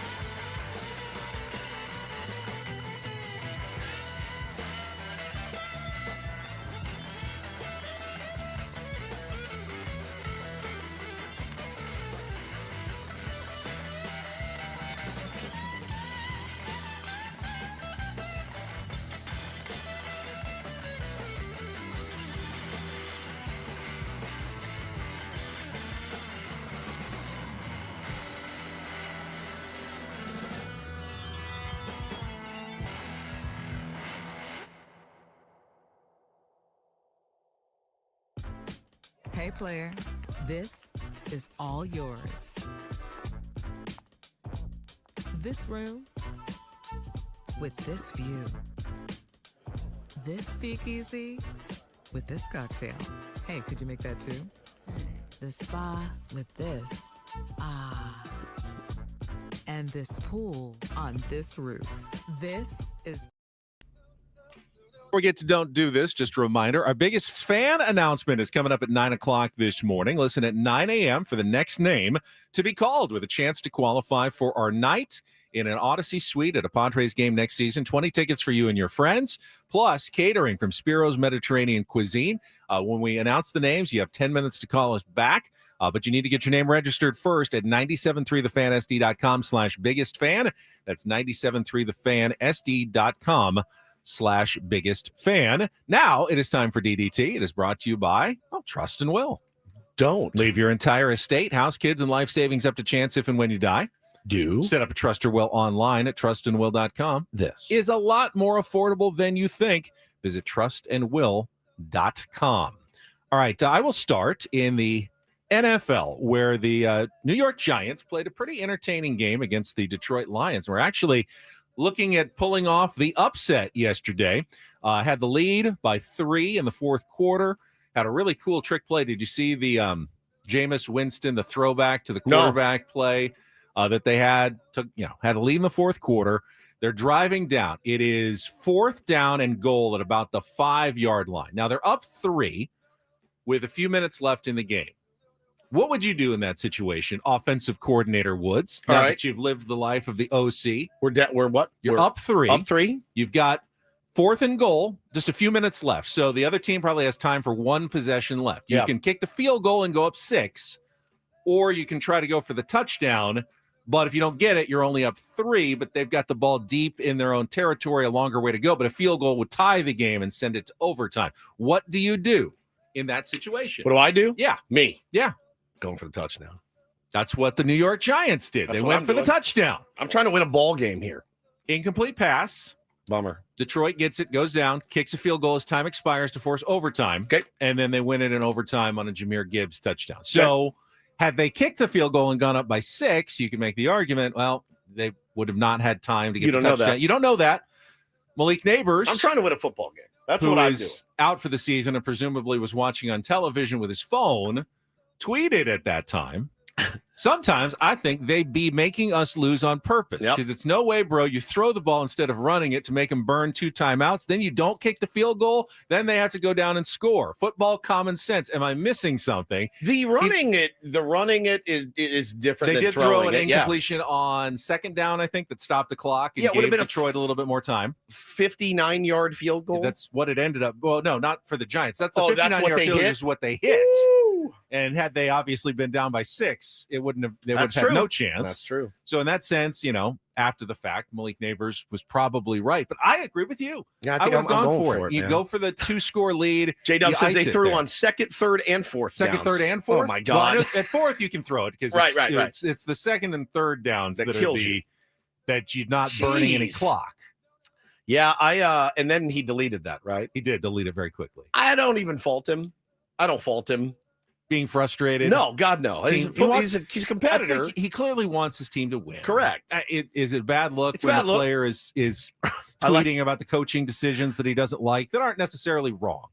Again, yeah, you could have been smarter about running the clock more because Yeah. Detroit was out of timeouts, but I don't have any problem with going for it on 4th down there. I really don't either. In fact, it helped the Dallas Cowboys win a game in that same situation. They went for it, didn't get it, but they had the Eagles pinned deep and eventually forced the punt and then went down and kicked the field goal to win the game. That's part of the strategies. If you don't get it, you pin the team deeper. You kick a field goal. Nowadays, you kick off. They're probably going to get the ball at the 35 Yeah. or the 40 or something. It's like they're almost, halfway down to score that touchdown to beat you anyway. You need like 20 yards. Yeah, well, they would have needed a touchdown if you had kicked the field goal, but still, you only need like 55, 60 yards. Then you lose instead of go to overtime. I didn't think the strategy was wrong. No, but and again, I if you run the football, bleed some clock, I get it. That makes sense to me. But the going for it, being aggressive, I like that in my head. It's like, if coaches. it works, great. yeah, And you're a if it doesn't, genius. then You're a an genius. idiot. You put on your defense, like make a stop, and we win a ball game. So this was a crazy story that came out Saturday morning. I was just scrolling Twitter, and I saw that a University of Alabama at Birmingham football player is under arrest after allegedly stabbing 2 of his teammates at the facility teammates. Saturday morning, hours before kickoff. Neither of the players who were in the hospital with non-life-threatening injuries nor the alleged aggressor has been identified. He actually has been identified. His name is Daniel Mincy, and he is a 6'3", 315-pound, I believe he's an offensive lineman. Yes, redshirt freshman. He's being held for attempted murder right now. And again, circumstances are unclear. Believe what you want. I saw on Twitter that, which, again, it's alleged.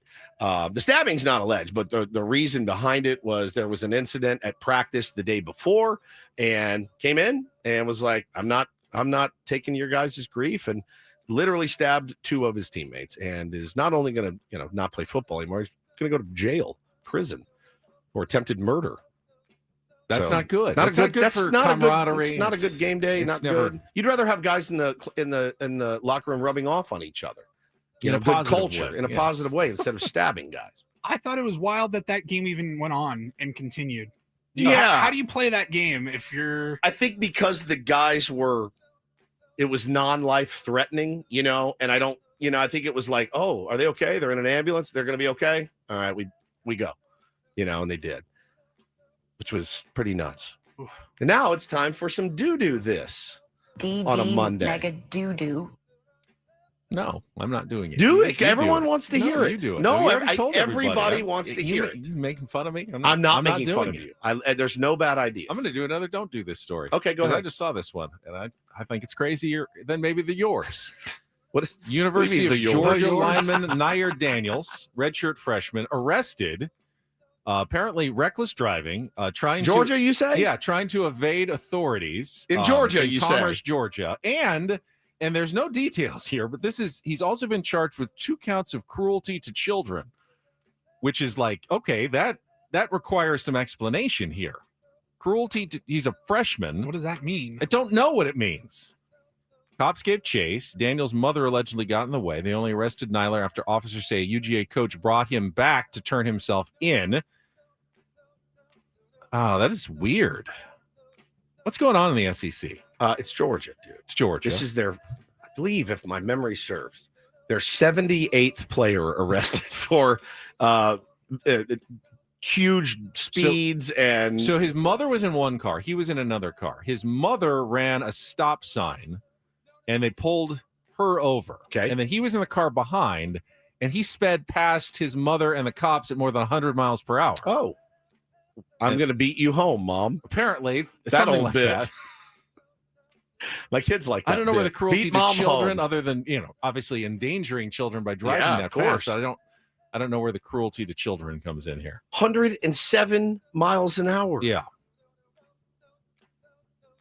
This is they had a wreck that killed a Georgia football player and a recruiting staffer Right. in 2023. They've had several guys arrested for maximum speeds. It's as bad as it gets, dude. So there's no positivity on a Monday. sorry. That's all right. Let's don't Negative Ben. and more don't And do more, this yeah. for a Monday. That's how we used to do it. That was Don't Do This with Ben and Woods on 97.3 The If Fan. I missed any crowdsourcing of do this, I'm very sorry. People are very excited. We talked about going to have pizza in Chicago. Yes. Hot beef, though. People want some We're gonna- hot beef. People want some hot beef in Chicago. There should be some time to get some hot beef. I in think. Chicago. Well, I mean, I think you make time for hot beef. You got to make some time. You've never had a real hot beef I have sandwich. not in Chicago. We ate a lot of hot beef in Philadelphia We did. when we were there, It was delicious. and it was fantastic. Now, this is This is a different. different version of hot Different beef. version. My This buddy isn't- said he went to they have the like sandwich shop from the Bear. The Bear. He goes, it's not novelty. It's just as good as it looks on the TV show. He Because goes, that show makes your mouth water. highly does. recommend. You can't. It's hard to even watch that show I sometimes know. because you're like, whew. I always find myself in the kitchen doing something, making something a little fancier than it needs to be after I watch The Bear. This show does a really good job of making you hungry and depressed. Yeah, yeah. Like Yeah. it's heavy. It's a heavy It's a show. heavy show. They call it a comedy, and it wins awards for being a comedy. It's really not that funny. There's some funny parts, but it's really a depressing, sad show. Oh yeah, Yeah, it's a drama. yeah, it's a drama. Yeah. with some lighthearted moments. But they call that a dramedy. Yeah, they used to. Oh, I told Dub J said you can't leave us hanging on what Woodsy thought should have been the do this story. I didn't have one. I Ben's just said Travis idea- Kelce hugging Kareem Hunt after he fumbled. Yeah, it was not. I'm not saying it was a good idea. with that one. Not saying it was a good idea. Live I'm on the saying air, off a the air, teammate- there are no bad ideas. A teammate. Well, then you know what? How about this? I'll come over here after your. Nice big hug. Keep trying. Thank you. We got you. I got your back. Thanks. Okay. All right, the Crow Maniac himself, Craig There's- Elston, will There's your join us do this. to look ahead to tonight's playoff matchup at Snapdragon Stadium. We can ask Craig if a soccer player has ever helped a teammate up who's fallen down. No, they actually. Would that be a good story? No, they they actually try writhe to on the make it look ground. like they're Yeah. This guy here is dead. He died. This guy here is dead, and you haven't called a penalty yet. He's dead. And then he gets right up, as always. I love it. Coming up next on 97.3 The Fan.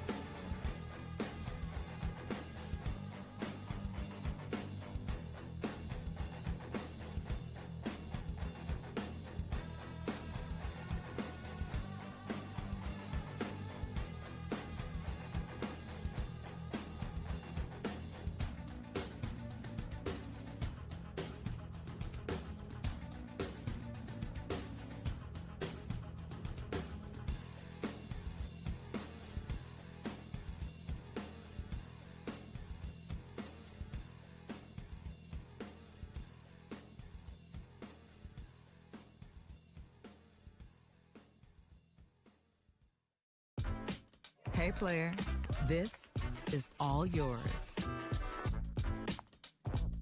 This room with this view.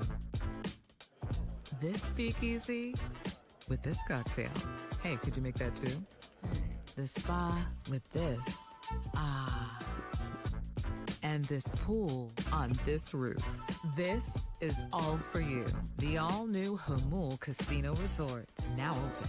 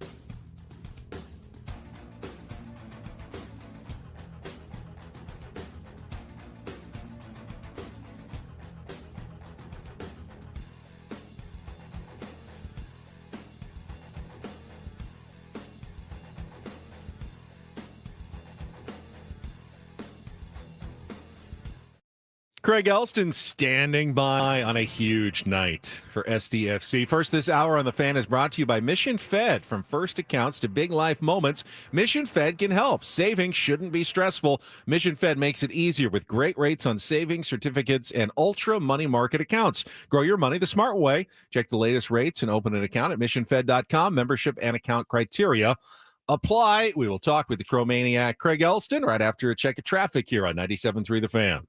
From the 855 Get Ross Traffic Center, protecting San Diego after accidents or injury, here's Kelly Danick. This game day traffic report is brought to you by Crystal Geyser, Alpine Spring Water.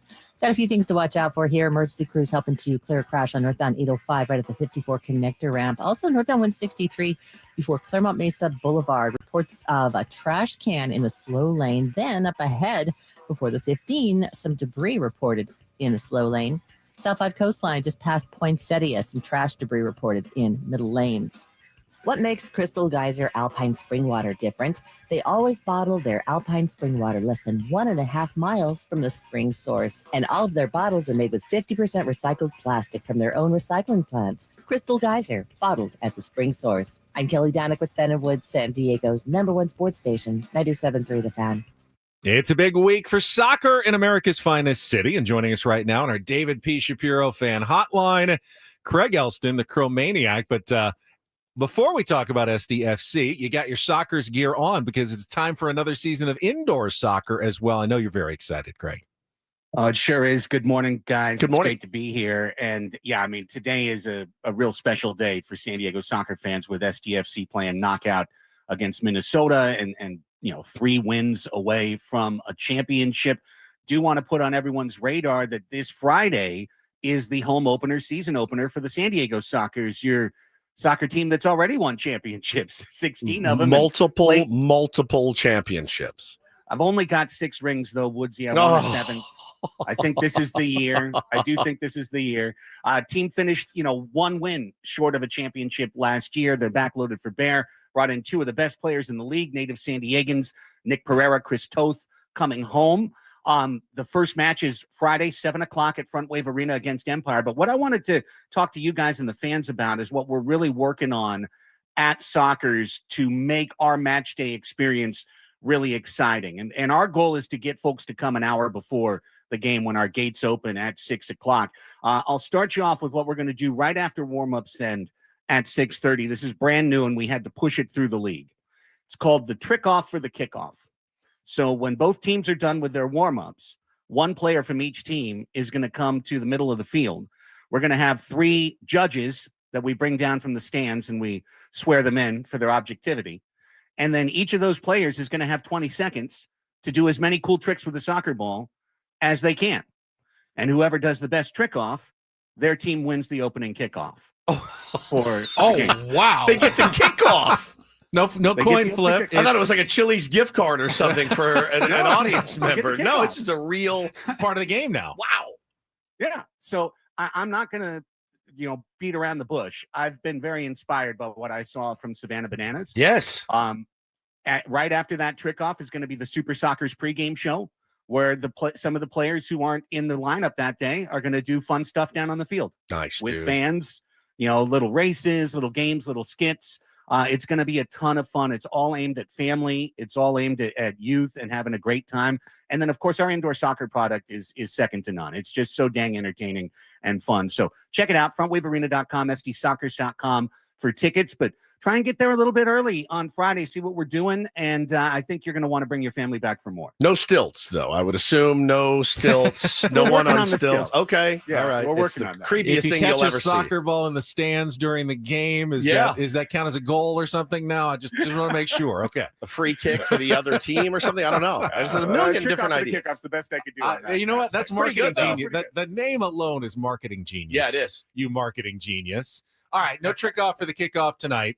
Standard playoff soccer for SDFC, and a game that, I mean, we're hearing from Amal Pellegrino on Thursday when I was out of practice, and he said, honestly, we dominated them the last time they came here, Minnesota, and they beat us 3-1, and it really should have been 3-0. It was 3-1 until stoppage, or 3-0 until stoppage time. Yeah. It's the playoffs now, and if that happens, your season's over. Yeah. It makes this game just like so stressful as a soccer fan. This is the one, guys, I've had circled since the start because of who Minnesota is. When you've got two teams that want the ball on their foot, that want to press, that want to attack, you're going to have a real clash. When you've got one team that wants the ball on their foot and one team that doesn't, you know how the game's going to go. And we know how tonight's game is going to go. San Diego is going to have the football. They're going to have more possession. They're going to complete more passes. They're going to complete more passes into the box. They're going to have more chances. That's how Minnesota United plays. That's their game plan, is to not have the ball, to defend. They have the best goalkeeper statistically in the league in Dane St. Clair, who won MLS Best 11 this year. He had 12 saves the last time SDFC lost to them. Wow. It was because of St. Clair. So their goal is their goalkeeper plays great. They defend, they defend, they defend. And then, guys, Minnesota United FC is the world's most aggressive set piece team. The Guardian did an actual breakdown, and literally of all the professional soccer clubs in the world, in every league, On the planet. Minnesota United FC is the most aggressive at throw-ins into the box and set piece kicks into the box. So what they want to do is guard, defend, set piece goal. You're down 1-0. Now what are you going to do? And that's their whole game plan. SDFC, they want to be on the front foot, get that first goal, and take Minnesota out of their game plan.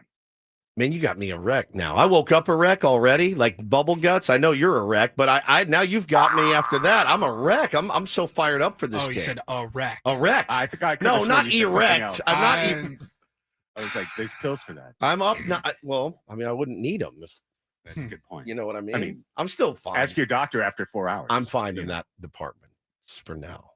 Thank God. But I'm a wreck. You got me all nervous for this.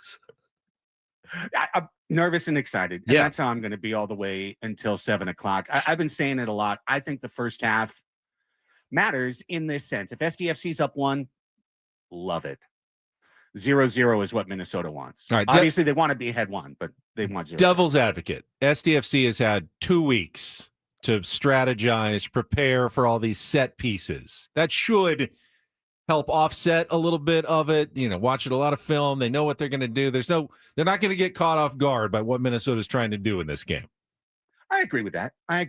And, the thing about Minnesota is they don't even score on most of their set pieces. What they're hoping for is that bounce. They're hoping for the ball to carom off somebody. They're hoping to have somebody in the right place to tuck in a rebound. That's kind of the whole way that they go. So this is a classic styles make fights. And you've got one that's trying to come in and punch you in the middle of the ring. And then you got the southpaw that's backing off and trying to dance. And that's who Minnesota is. They're going to be the dancer here. We're going to be the ones trying to land the punch.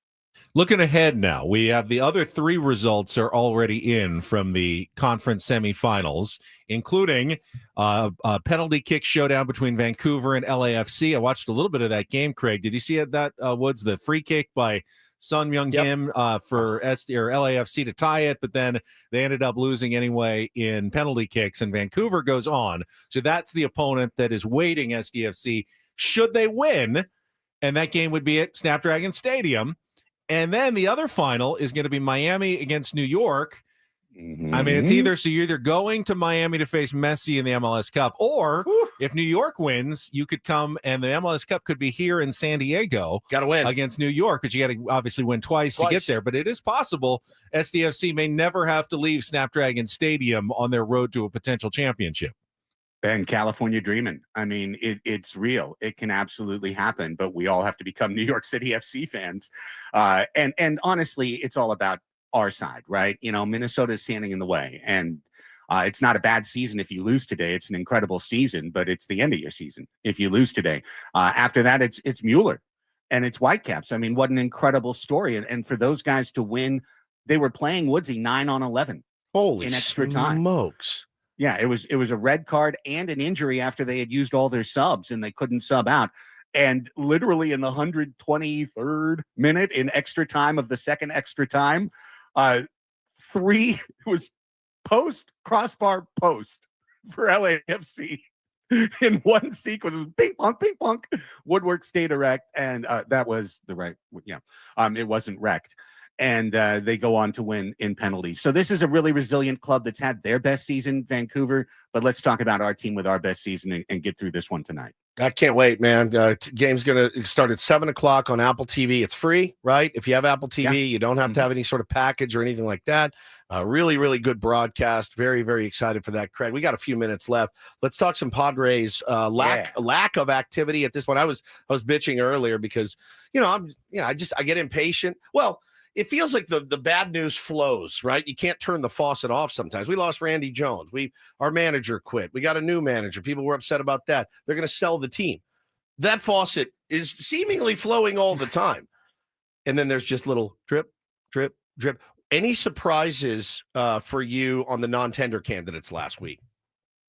It's a pretty interesting list. I mean, you look at a guy like an Adolis Garcia, who just 2 years ago was powering my fantasy team with, 30 homers and 100-something RBI. And you think, well, why did he fall apart? Is there something there? Could that be a rescue candidate? Honestly, Jonah Heim, for I was interested in that too. Yeah. For all our 2023 Ranger rejects. I mean, it checks all the boxes. It's Texas Ranger rejected. That has a Padres feel to it. It really does. I thought the Nimmo for Semien trade was a really interesting my bad contract for yours deal that maybe marginally favors Texas, but for us, it's the long waiting game, guys. I'm used to this. It's the last 2 off seasons. I think we're going to have this again. I think we're going to watch at the side of the river as a lot of things pass by. And then we're going to wait to get our catch. a little bit down the road, and I'm kind of resigned to that. I'm kind of used to it at this point. It would be super exciting if they did something before the new year, but are you expecting it? No, and I'm certainly not expecting some sort of Pete Alonso deal or anything like that. For me, this team has a real lack of offensive identity and one of the worst offensive teams last year. I'd like to see them start to make some steps towards improving the offense with, a real top of the line, cutting edge type hitting coach. That's something that I've kind of put at the top of my list. It's got to start there, in my opinion. And I'm seeing a lot of those guys come off the board already. Top of the line, cutting edge hitting coach. Sounds AI. Didn't we yeah. already have Michael Berdard? We did. I thought he was AI. We did. I don't know that he was cutting edge, though.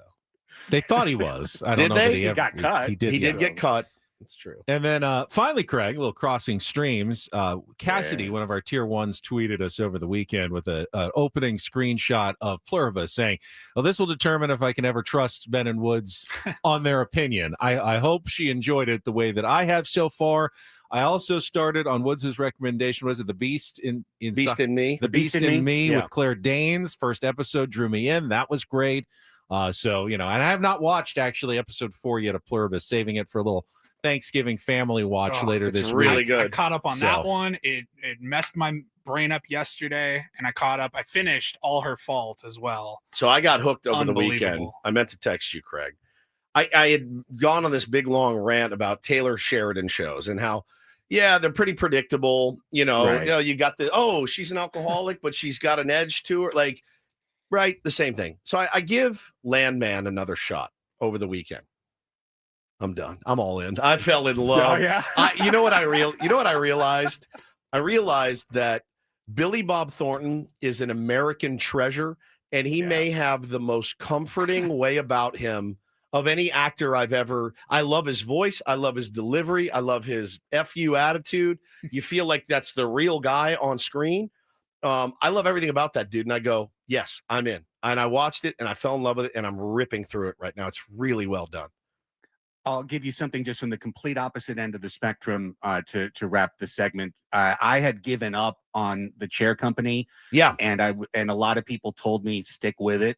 And I did go back to it. And I think it's the most crazy ass insane production that is just in media in 2025. It is absolutely outrageous. The lengths to which Tim Robinson Yes. will go. It's good. And Zach Kanan. And I mean, a couple of times you're going to go, what did I just watch? Yeah. The end of episode 5 in particular. But I stuck with it, and I would recommend sticking with it. It certainly is not going to be for everybody. But if you like way, way out there humor that is willing to not be constrained, The Chair Company is that. He's a genius, by the way. Like I started and I'm like, Craig, I gave up after a couple episodes. Like, I don't know that I want to even see where Exactly this is what going I did. anymore. He's a genius. But, Like that okay. dude is a comedic genius, in my opinion. You have to. It's almost like Nathan Fielder in terms of like it's designed to make you uncomfortable. Oh yeah. At times. Yeah. And so you have to kind of agree to sit in that. And that's why I stopped it too, Ben. And then some of our patrons at Padres Hot Tub were like, oh my God, did you see episode 4? Did you see episode 5? I'm like, okay, I'll give it a try. And I had to tip my cap in respect to the insanity. I'm like, if you're going to be that crazy, man, I'm here for you. Good stuff, Craig. We will chat with you after the holiday. Happy holidays to you and your family. And hopefully an SDFC win and another playoff game would be on Saturday, by the way, if they win. They've already announced that at 6 o'clock at Snapdragon if they win. So let's see. Maybe I'll be back talking to you about MLS Cup next week. It's Yeah. possible. Yeah. Wow. Next Monday, they could be in the finals Let's get already. it. Thanks, Craig. Thanks, buddy. All right, take care. Craig Elston on our David P. Shapiro fan hotline. David P. Shapiro criminal defense attorneys helping good people regain control of their future when charged with a crime. Since 2010, visit davidpshapirolaw.com. Now, you've teased us at like 6:35 about something that I have no idea where you're going here at 8 o'clock. Apparently, your old pal Woods is still has the ability to get under people's skin, and it happened in a youth sporting event you're on not- are you- Friday night. We knew this day was coming. It's not on video, is it somewhere? I Is it gonna, don't know. Is it going to end up on TMZ or something soon? Now, I'm going to explain. But oh my God, here we go. And if you were there, call in. Yeah. We'd Yeah, love to hear there from you. I did meet a couple of tier ones after that saw everything. 2 hours I'll down. explain. 2 hours to go. Ben and Woods back next on San Diego's #1 sports station, 97.3 The Fan.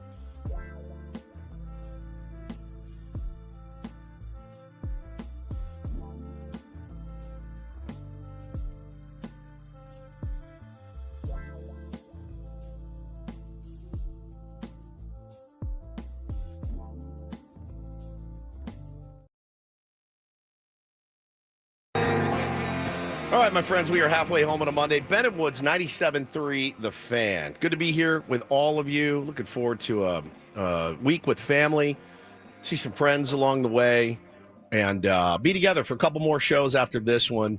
And then, get a little R&R, come back, finish the year strong. I'm Woodsy. That's Paul Reindl, executive producer of the program. And Ben Higgins is your friendly neighborhood sports anchor. He joins us as well. Good morning. Good morning. I have this is a fear I've had for a while, ever since your kids started. I didn't even say with what I sports. did I yet. don't care. I already can imagine in my mind. You think the worst I'm of kind of me. with Ben. Like we knew this day was coming. It did nothing happened. What do you mean? That no day has Nothing come. happened. You wouldn't be talking about it. Well, no So, day has tell- come. All right. Tell us what happened. So I told you guys Friday night, my son Bo plays flag football, FNL, Friday Night Lights. Awesome time. Just loves it so much. Has such a good team, and they made the playoffs. So we had a doubleheader, and we took on a team, the Colorado Buffaloes first, and really good game. We won that game. Bo is usually the backup quarterback, but the starting quarterback and his dad, the head coach, are out of town. The other offensive coordinator also out of town. And so I've been demoted several times. They said, hey, you have the place. I'm like, oh, fantastic. Now you need me back. Well, I opened game one with the pump fake touchdown. Second play, pump fake touchdown. We're up. We're rolling. Gave up some points defensively, but we ended up winning that game. So it was awesome. I was really excited. Bo had a monster game. Just had so much fun doing it, slinging it. Was really brimming with confidence. And then the team we were going to play in the second game, they're elite. I watched the game before. They're great. The whole team full of athletes. They're studs. They're fast. They can throw. Quarterback goes on the run, throws across his body. I mean, these are 7-year-olds, 8-year-olds. They're really, really good. And so I knew we had our work cut out for us. And they had a huge sideline of parents. And we had a good-sized sideline of parents. Remember, we're missing 2 kids. And so we get the ball first. Bo drops back. Touchdown. Conversion, 7-0. They rip off a 50-yard run, 7-7. We get the ball back, touchdown. We're up 14-7. They big long run back. They missed the conversion. We're up 1. And we're battling it out. They're making stops. We're making stops. So we're backed up to a kind of our own goal around the goal line. Bo drops back. He rolls out. He gets his flag pulled, lets the ball go. And the referee, we had one referee for the second game, signals safety. And I go, no, he was in front of the goal line. He was in front. And he goes, no, he got him in the end zone. I go, all right. And I didn't pitch a fit at all. I go, okay. There's no video replay. No video replay. They're 7. So there was another referee that was standing behind us, and he wasn't reffing the game, but he said, ref, I saw it. It was on the 1. I saw that. And the ref got mad. He goes, you're not reffing this game. I am. And I go, he just said we all saw it on the 1. You're the only one. And that's when things went haywire. So I didn't even care. I knew he wasn't going to reverse the call and be, oh, you're right. Some guy that was standing over there also with a referee shirt on. And I can see why the referee doesn't want Of course, people you can't chiming in. Other usurp refs his go, power, yeah, no, I right? saw that. Like that's worse than a parent just yelling at you. Yeah. Is another ref going, yeah, I have no skin blew in the that. game, but you blew that one, Right. and I saw it. You might want to change your call. I get that. Okay, So I swear I didn't even get mad. I just was like, all right. I mean, we, live to play another down. But as I'm walking off the field, their sideline of parents is screaming at the referee. And I mean screaming at the referee. They are up. They are out of their chairs. They are screaming at the referee. He's already made the call. Safety. Your ball. So as I'm walking off the field, I looked over and I go, you got the call. Relax. And that's all I said. Quote, I didn't call any names. I didn't even really yell. I go, you got the call. Relax. And I walked off the field. This mom hits me with not 1, not 2, 3. Excuse me? Excuse me? Excuse me? And I didn't say one word. I didn't even turn around and look. I just kept walking to the sideline. Hang on. Say it one more time. Excuse me? How many Excuse syllables? me? That's like 5 or 6 syllables. Hit me with it 3 times. So I walk off the field, and then one of the dads, whoever you are, you and I should get a beer because you made me laugh my ass off. He hit me with the settle down, Belichick, and I lost my mind laughing. I got not mad. It's a 7-year-old football game. I'm not going to get mad about this. So then I'm standing there and I just keep glancing down and they're pissed. They are pissed because I told her to relax. So hang on. I think that's the issue here because Relax. For some people, you could call them the nastiest name, dirtiest thing, and they'll like, whatever. If you tell them to relax, they will lose their mind. Yeah. I saw it. Relax can be interpreted as one of the greatest insults of all time. You tell someone to relax, they will lose their mind. Tell your wife to relax next time she gets upset. See how that goes. Now, I should have known better. But here's what I cannot abide.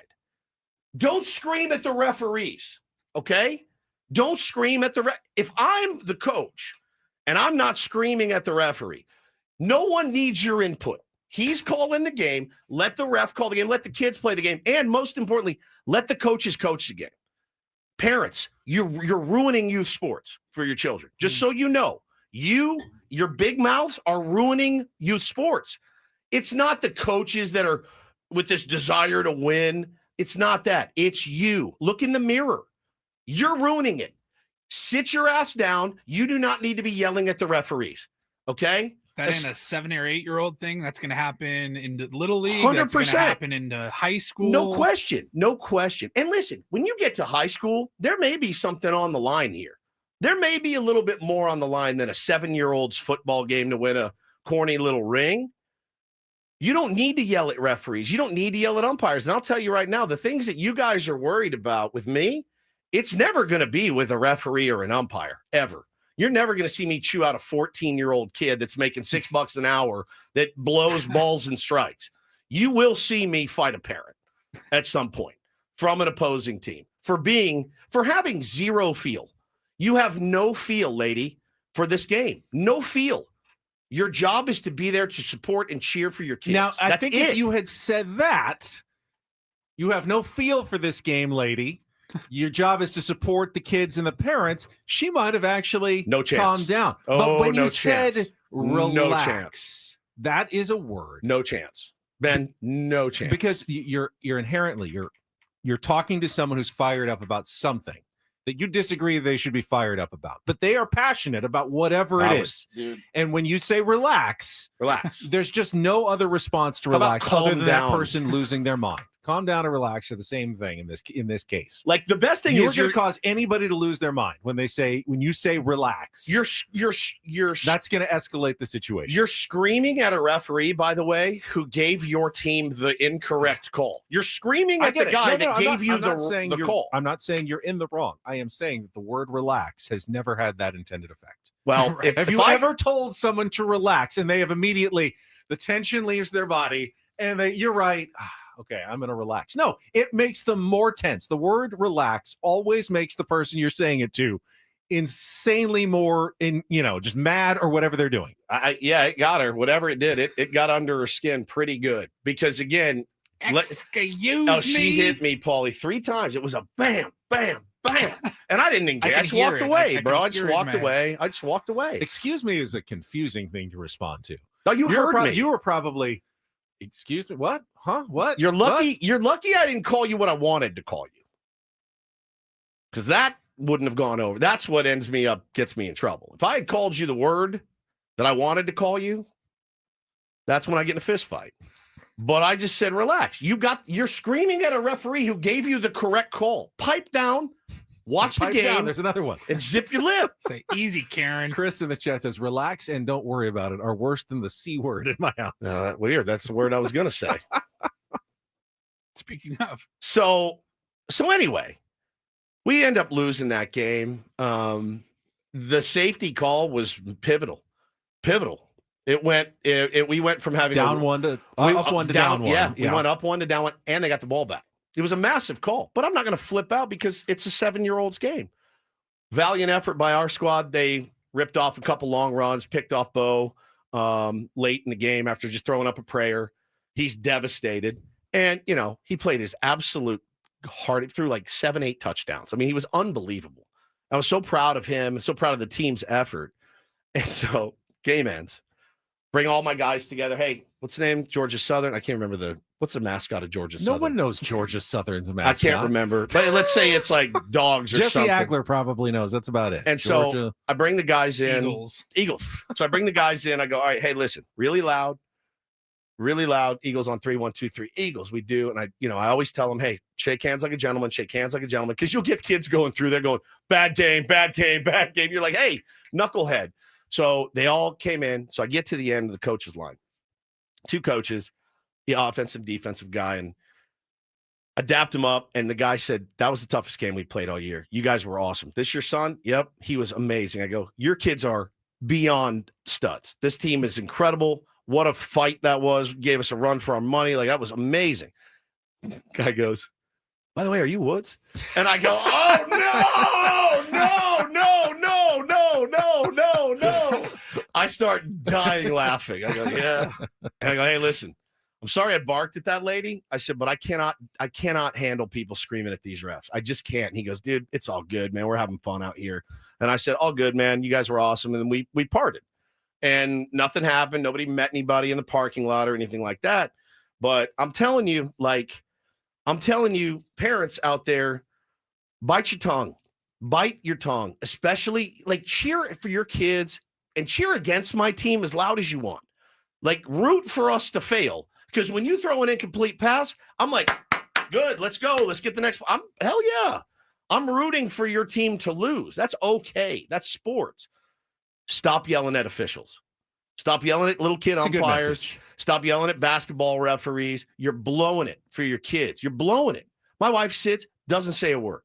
I sit. When Bo's coming up and playing baseball, I'm like, hey, bud, swing hard or whatever. Like, I probably shouldn't even do that. I probably should just sit and watch. Hey, keep your eye on the ball. Yeah, get your elbow up. No, I don't. I mean, I'm just like, hey, bud, swing hard, have fun, right?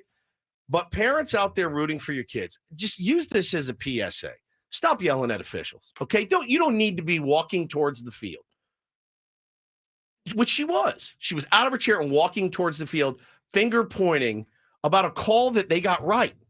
Smarten up. Or at least they got on their – it went on their side. Toward their side. Like, you're blowing this for your children, okay? And you're making an ass out of yourself. And it's when those guys hit me at the end of, hey, are you Woodsy? I'm like, and it gave us a good lesson for me. Like, hey, man, I did mind my P's and Q's, but I got to continue to mind my P's and Q's when I'm out there. But it was charged up, man. It was heated. It was fun, really competitive. Like, guys played their butts off. Now they'll play one more game for third place, which they're fired up. But Bo was so upset on the field. And then 10 seconds later, we're in the car and he gives me a big hug. And he's like, I'm sorry I threw that interception. I go, I do not care. I could not care less. I go, in about an hour, I'm going to get the texts from our buddy Mark that films the games. I go, Bo, I'm going to have about 20 highlights of you making ridiculous throws that no 7-year-old should make. You have nothing to be ashamed about. I'm so proud of you. I'm so happy for you. And that's how it should be. So yeah, I really feel like I didn't do anything wrong here at all. I mean, I told somebody to relax, but that's about it. Which is wrong. That's wrong? I don't think I think I've excised that word from my vocabulary. I don't use the curse words, and I don't use the R word either. Relax. I learned that a long time ago. See, I don't do that anymore. It never ends well. So anyway, we were talking about how it continues through all stages of youth sports, even up into high school. And you mentioned the high school, it could have some a little bit more on the line with these calls. Did you see the comment from Andy in our YouTube chat? No. Took a perfect game into the 7th inning once in high school. And the parents wore out the umpire so bad, he walked off the field and canceled the game. As he should have. I'll never forget that. He absolutely 100% should have. And I have, again, if I'm going to take the time, and remember, we don't get paid to coach. It's all for love of the game and for love of teaching kids the game. If I'm going to take the time to do it, and I want to go have a conversation with the umpire between innings, put my arm around him and go, hey, where'd you have that? And he says, I had it down and away. All right, cool. He loves to throw that pitch. I'll tell him to try to get it up, get it in, whatever. That's a different story. I'm not saying you can't talk to umpires. But if you're in the stands as a spectator, spectate. If you want to coach so you can yell at umpires, I highly recommend you to sign up for coaching.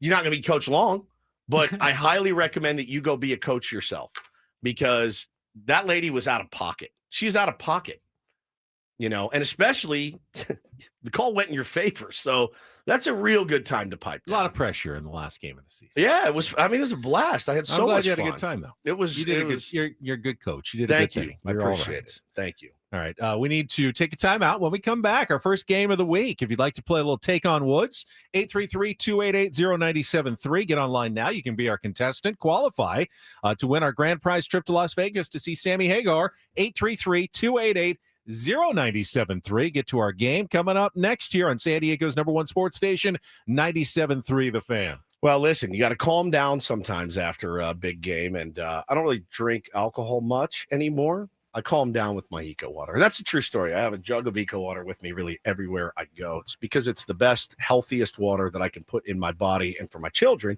and my wife, our family, our pets. Eco Water, it's the only water that I will drink, truly. And it bums me out when I go somewhere and they don't have Eco Water. That's why I love that we have it here at work.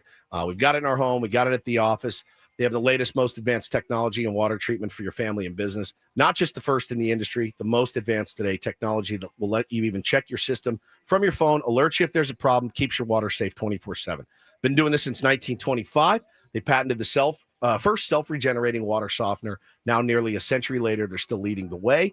And listen, that hard water that you have in your home, wreaking havoc on your plumbing, your appliances, and your water heater. If you ignore it, maybe looking down the barrel of a whole home repipe, $24,000-ish. That's why we went with Eco Water SoCal. And again, it's better water for everything you use it for. Try the Soft Life and alkaline water now, just $9.95 a month, 760-350-3338, or go to ecowatersocal.com. Let them know Woodsy sent you. Not everything in life should be hard, especially your water. Keeping it soft since 1925.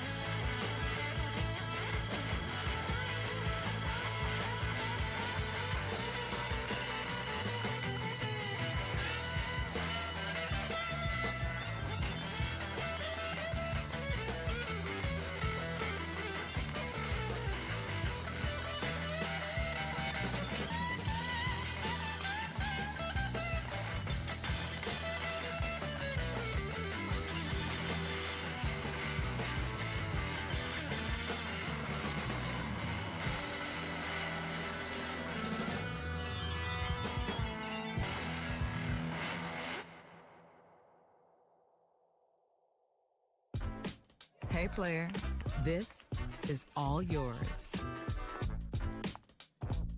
This room with this view. This speakeasy with this cocktail. Hey, could you make that too? The spa with this. Ah. And this pool on this roof. This is all for you. The all-new Hamul Casino Resort, now open.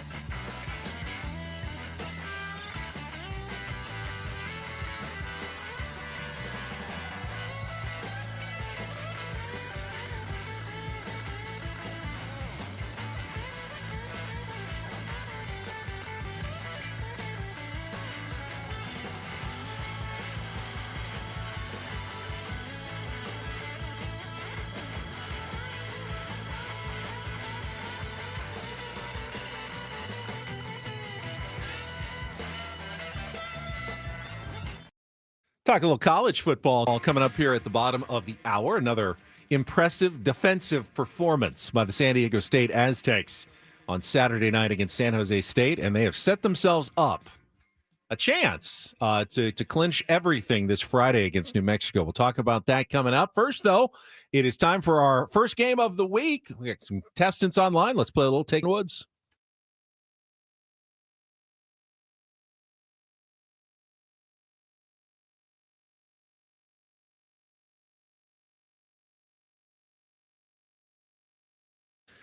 Take on What's brought to you by Bay Alarm, security and fire alarms for every business. We got you. And let's go to the top of the board. Looks like we've got James. James, you there?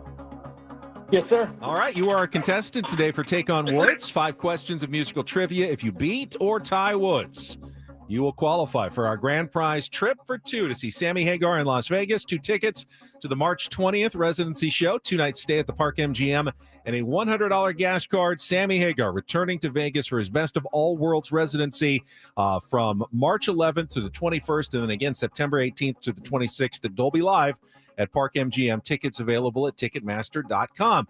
To give you the advantage, Woods is in the dark. He's left the studio. You get to pick the category. Here are your choices, James. Bye, bye, bye. Blank by blank. Those are song titles and artists. Guns A-Blazing, 5 song titles and artists, including the word gun or guns. And our new category, all 2-second songs, A Bundle of Joy. Song titles and artists that include joy somewhere in the name. So bye, bye, bye, Guns A-Blazing, or A Bundle of Joy. James, what would you like to play? Let's go by and by. Bye, bye, bye. All right, this one's been sitting there for a while. This is not an in sync category. This is a category with 5 song titles and artists who all share the same second word. By, B-Y. So blank, by blank. We'll have 60 seconds to answer as many of the 5 as you can. First question is our 2-second song. You'll need to identify both the song title and the artist. And if you don't know one, say pass. We'll come back to it if there's time at the end. James, are you ready to play? Let's go. All right. The category is bye, bye, bye. Don't get discouraged. I think this is a tougher one. We'll see how it goes. 60 seconds on the clock. James, your time begins when Paul plays the music. Good luck. Let's take on Woods.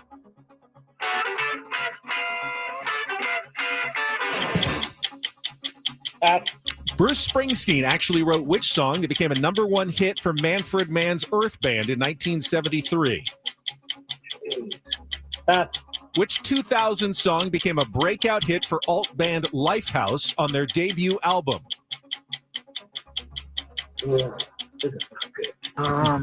Pass. Queen Latifah mentored which New Jersey hip-hop trio in the late 80s, leading to their breakout hit OPP? We'll come back to that. All right. I keep on hoping you'll remember the name of which debut hit in the year 2000 for the band Dance. That's without an A.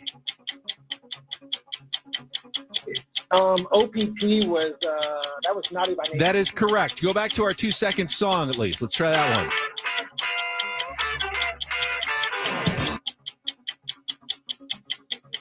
Go to the last one. That I number keep 5. on What was hoping you'll remember. What did he say? Did he get it? I didn't hear it. James, what did you No. say? that? No, I didn't get it. Didn't get it. All right, you got the 1. Don't know that it'll be enough. Tough category, though. The song was Paradise by the Dashboard Light by Meatloaf, Blinded by the Light by Bruce Springsteen and Manfred Mann, Hanging by a Moment by Lifehouse, You Got Naughty by Nature, and Cake by the Ocean is Dance. Woods is not going to get all of these, I don't think. He's been good this month, though, I will say. Woods has been very good this month. Tough category today. James's score is locked in. Let's put 60 seconds back on the clock. Woods, your time begins when Paul plays the music. Good luck. Let's take on James. Pass. Bruce Springsteen actually wrote the lyrics for which song that became a #1 hit for Manfred Mann's Earth Band in 1973? Pass. Which 2000 song became a breakout hit for alt band Lifehouse on their debut album? Hanging by a Moment. Correct. Queen Latifah mentored which New Jersey hip-hop trio in the late 80s, leading to their breakout hit OPP? Oh, Naughty by Nature. Correct. I keep on hoping you'll remember the name of which debut hit in the year 2000 for the band Dance. That's without an A. Pass. Go back to our 2-second song. What is the category? It's a tough one. Pass. Bruce Springsteen actually wrote which song that became a #1 hit for Manfred? Blinded by the Light. Correct. Go back to I keep on hoping you'll remember the name of which debut hit in the year 2000 for the band Dance. That's without an A. By My Taint. No, and then the 2-second song. No You couldn't idea. get that one. All right, you got 3, and you got the win. Blinded by the Light, Hanging by a Moment, Naughty by Nature, Cake by the Ocean, and Paradise by the Dashboard Light. That's a meat. Yeah. That was a tough one. Bye, bye, bye. Second word was bye in all those. I like Very to- tough, but you got the win. I like to eat meatloaf a lot. Made a good Not- meatloaf. Not listen as much to Meatloaf. Not so much. You heard, you've recognized the little riff though at the beginning of I the song. or hate no? that song so much You that hate that song. that I blocked it out. I think. It's not dance. It's not dance. It's just dunce. Dunce. Dunce. Cake Dunce. by the ocean. Dunce. I think I know that song. Cake by the Ocean. Yeah, I you think, absolutely I know think that Taylor song. likes I it. keep on hoping. Cake by the ocean. Didn't. Dunce. But if there's an E there. Yeah, Oh, but there's no A. It's just dunce. Dunce. Dunce. All right. Feels good. I'm on a good little. All right, you got the streak here. win. James, thank you for playing. Tough Keep it rolling. category. Thank you for getting rid of it. It had been sitting there for about 2 weeks. No one wanted to try. That's a I mean, the word "by" doesn't give you a No. whole lot to go by. in Coming that up category. tomorrow. The. A. Each Oh, title you has have to say a- A. DNCE. Oh, not DNCE. DNCE, not dunce. Dunce. My bad. All right. All right, we'll come back. Why do San people Diego hate vowels so much? San Diego State, another very San Diego State-ish game. They're kind of all looking the same, at least at home, and it's working for Sean Lewis. But could this be it? the rumors are starting to churn that What? Sean Lewis may be gone. Oh, You're yeah. kidding. I didn't Oh, see in the this. next couple Oh, of weeks from San Diego State. Yeah, I will let you know what they are saying. May not Coming even up- be going that far. No, very close. 2 California schools actually may be interested in Sean Lewis right now. That's coming up next on San Diego's #1 sports station, 97.3 The Fan.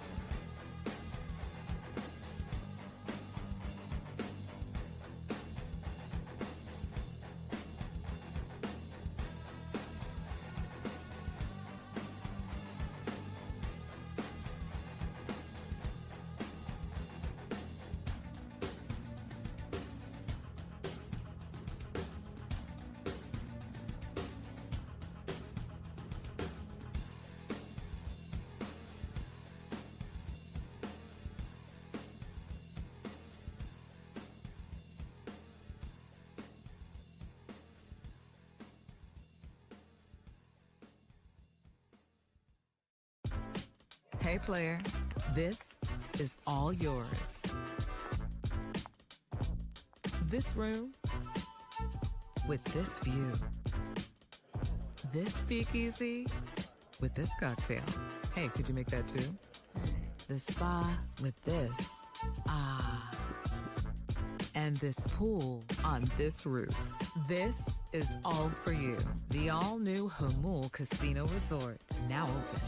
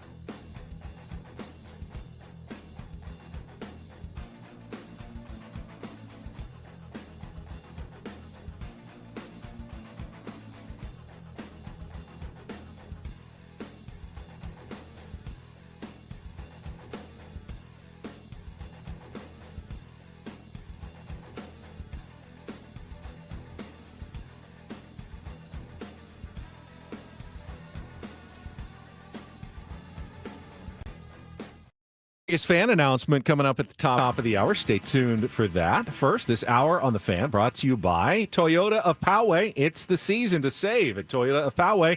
Voted San Diego's #1 Toyota dealer by USA Today. The Black Friday sales event is on with brand new Toyotas in stock and ready to roll. Hurry to Toyota of Poway or toyotaofpoway.com and drive home happy this holiday.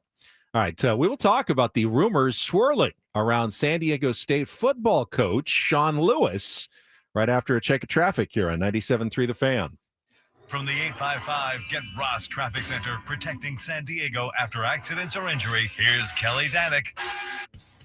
Traffic is brought to you by Valvoline Instant Oil Change. Got a couple of problems in the North County, South 5 coastline before La Costa. There is a collision being moved over to the right shoulder. Also some defective traffic signals. Looks like they're stuck on red on the El Camino Real off-ramp, westbound 56. Westbound 8 Taylor Street off-ramp, a solo vehicle accident. A message from Valvoline Instant Oil Change. You can't avoid holiday traffic or your relatives, but you can avoid car trouble. Swing by Valvoline Instant Oil Change before Thanksgiving. It's your 15-minute drive-through oil change. No appointment needed. Find your nearest location and grab money-saving coupons at SoCalOilChange.com. That's SoCalOilChange.com.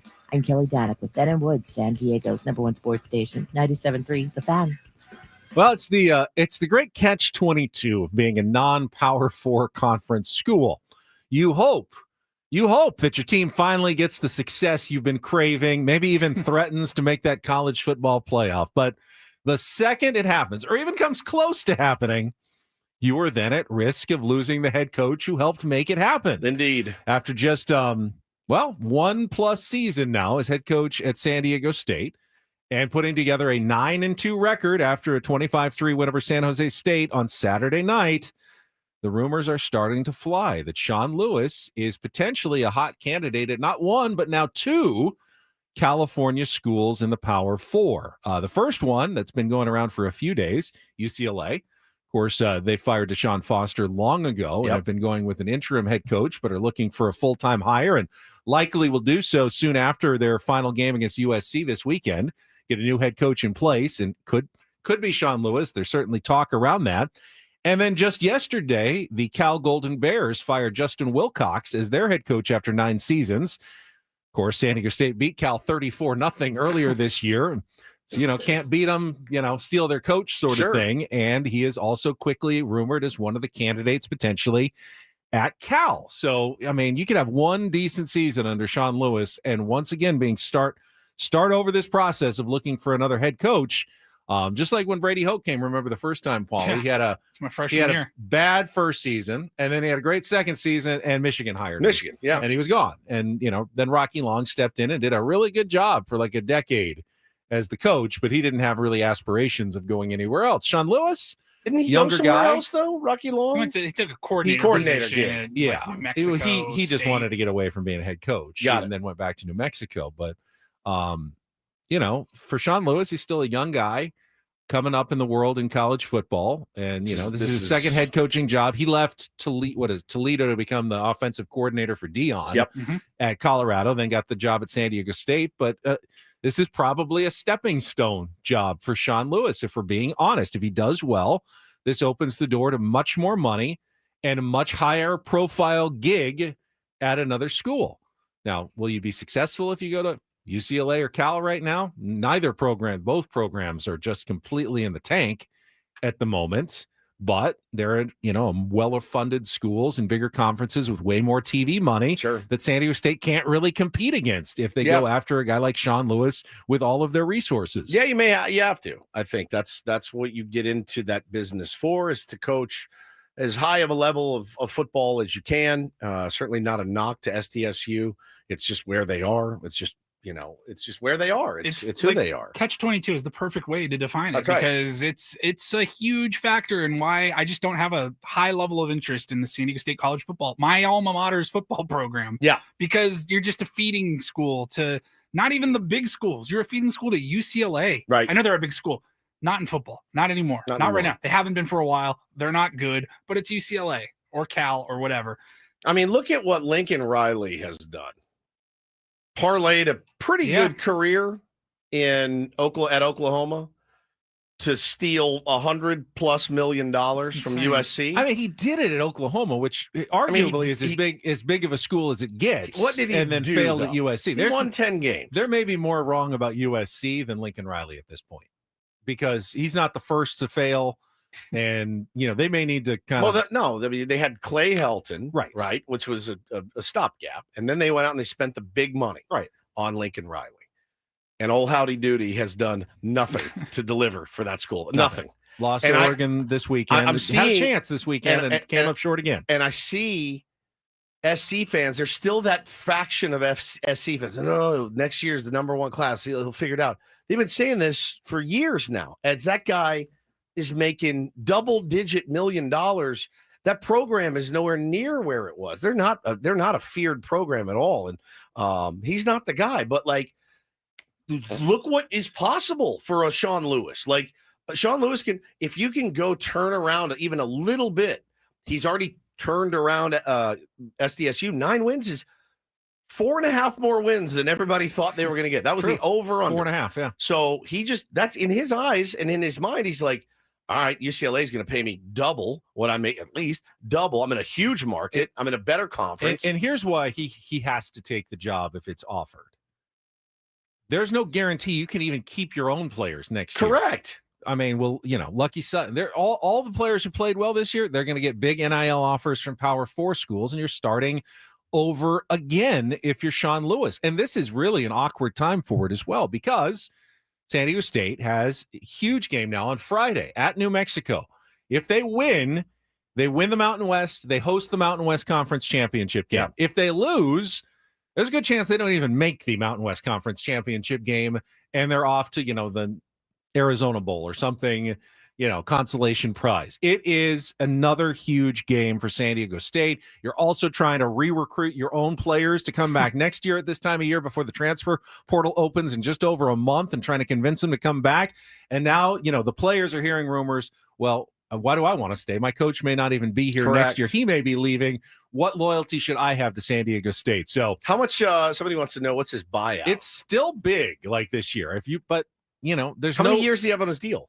I think he's got 2 or 3 more left at San Diego State. Like a 5-year deal? But there's no buyout that a Power 4 conference can't pay to a non-Power 4 conference. Clearly. If they want him, they can afford him. 5-year contract. So is what he signed originally. So he's got 3 more years after this, and he still has a fairly large buyout. San Diego State will make out financially if he leaves, but they'll have to hire a new coach, a new head coach with a new culture and a new start all over again with new recruiting, and you got to hire new assistants, and everything starts over. SD activist in the chat said, so college football is just a pointless pursuit. And if you want to be a nihilist about it, my answer to you is it kind of is. It kind of is, unless you are in one of those top. Now you're going to find the outliers. The Indiana seemingly coming out of nowhere, hiring Kurt Cignetti, and they're going to have to. I think they've already extended him for a fortune, which is a good move because he's put that the program. Best you've ever been. It's the best you've ever been, and it may be the best you will ever be. Yeah. So you have to pay that man. You are going to find, and I think a young coach like Sean Lewis looks at something like that, and he's like, all right, if I go to UCLA, I'm the king of LA. I can turn this thing around. I can recruit here. I've got a good energy about me. I've got an idea. These coaches have egos just as much as players. Oh, do. 100%. And like you said, I can fix UCLA and be the king of Los Angeles. This is the problem, man. This is what always bugs me. Because you're going to find that talking head that is going to get on his or her platform, and they are going to piss and moan and up and down, MF these kids. Every single year, you see it. They MF these kids. These greedy turds, blah, blah, blah. No loyalty. And I'm not saying this about Sean Lewis. I'd do the same thing if people were interested in me if I was a head football coach at SDSU. But I also am not going to MF these kids for taking a better opportunity. How many coaches, 2 years into a 5-year deal, are like, see you later. Prettier girl over there. Happens all the time. It happens all the time. Nobody ever says anything. They just say, give this guy his check for millions of bucks. Well, he's earned it. He's earned it, right. No, he's breaking his contract. Correct. And the kids are the ones that everyone's so comfortable going after instead of that coach that sat in that room. Mom, Dad, put him in my hands. I'll take care of him for the next 4 years. You can trust me. I'm here. I believe in this program. I believe in your son. Okay, coach, we're going to entrust you. We're all the way across the country. Yeah, no problem. Sorry, I just got a call from Oregon State. I'm out. Now what? Now what? But everybody wants to rip on these kids all the time. Nobody ever says a word about these coaches. Well, it's a good week. Leaving in the middle of the night. Yeah. Packing their bags. Lane Kiffin's done it a dozen on a recruiting times. trip. On a recruiting trip, While signs a you are deal. signing with another school. Give me a break, man. Leave these kids alone. Brian These Kelly. kids are just playing the same game that every coach and adult that they've ever come up under is playing. Well, it's a good week to be Sean Lewis's agent because whether or not he leaves, he can also go to J.D. Wicker. And, J.D. Wicker's already acknowledged. Yeah, we've already started talking about, more years, more money for Sean Lewis. If they do want to keep him, Great leverage. I doubt it will be at the same price tag going forward. Great leverage. But you want to get that done soon. So, your players, hey, if he's going to be back, at least And, Kurt Cignetti, that was a good move by Indiana. But remember, they're still getting Big Ten money. They may not be a football powerhouse, but they're getting Big Ten TV money, and that makes them a player in college football, unlike San Diego State, which is at the bottom of the TV barrel when it comes to college football. And where's UCLA in that barrel? They're in the Big Ten. They get Big Ten money. Big Ten football money. There you Cal go. gets ACC money, not quite as much as Big Ten money, but, more than Mountain West / Pac-12 money. Yep. So now it's, we'll see how San Diego State responds this week. They've been great at home. I mean, unbelievable home. I think they've outscored their opponents now like 187-40 or something at home, but not as good on the road, which is where they have to win against New Mexico. Is one game behind them. New Mexico's playing for the Mountain West Championship as well. Huge game Friday, 12:30 in the afternoon on Black Friday on CBS Sports Network from Albuquerque.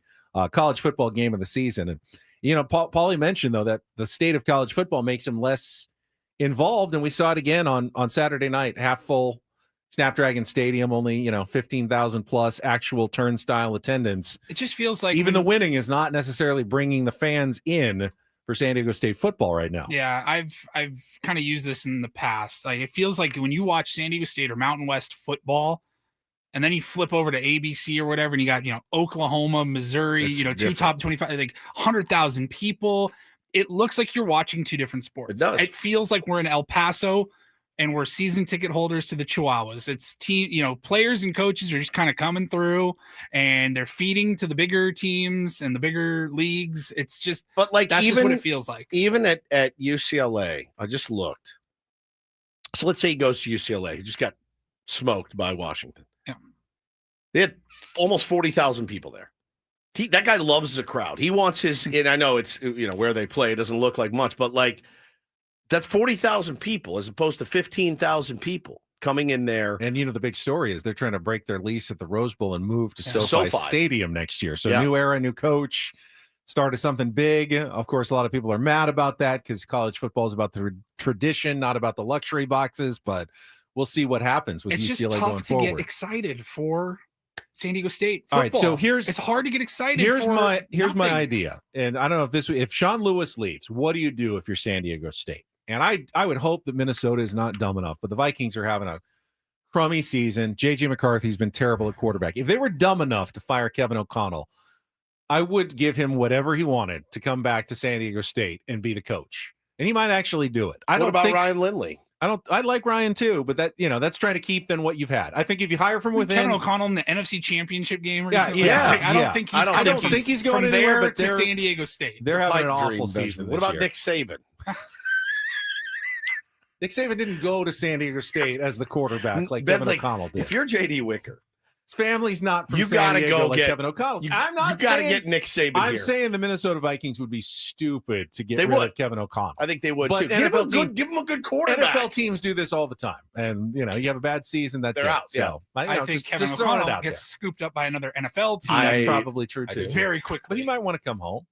I think he's got an Wishful NFL thinking- job before J.D. Wicker Wishful can even thinking call on him. my part for one of my favorite people in football, Kevin O'Connell, that he could I come know back you to love San him, Diego and State. you I would do. be very excited if you were here. I would be. I'd be Oh, more my God. into San Diego State football. I'll tell you that.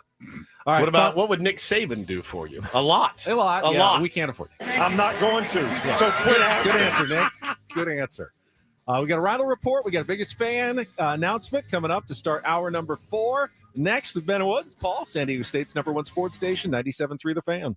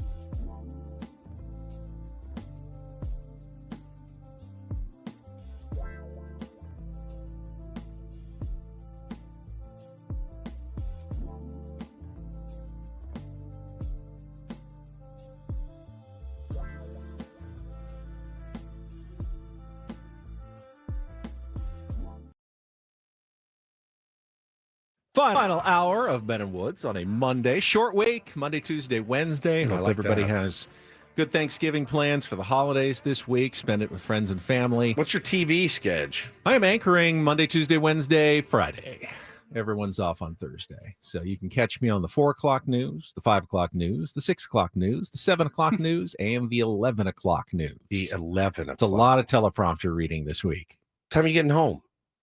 We actually record the 11 o'clock news unless something is breaking. So Right. usually I get home by 9:30. That's not too bad. No, not my old life. I wasn't Your old home life, you're until home till- 12:15, 12:30 in the morning. In so. bed at 1 a.m. Yeah. That's when we started this show at 5 a.m. I mean, tonight I'll have to stay at least until after the SDFC and San Diego State games are over because I'll still have to do those highlights for the 11 o'clock. But You know, then I don't- After I do that, I'll be done. I used to feel bad for you. And then my kids got older and I didn't feel bad for you. Because like I want to watch the games and you get to go, you're at work and you'll get to watch the games in peace, right? Yes. Wait, you're on 6 and then 11.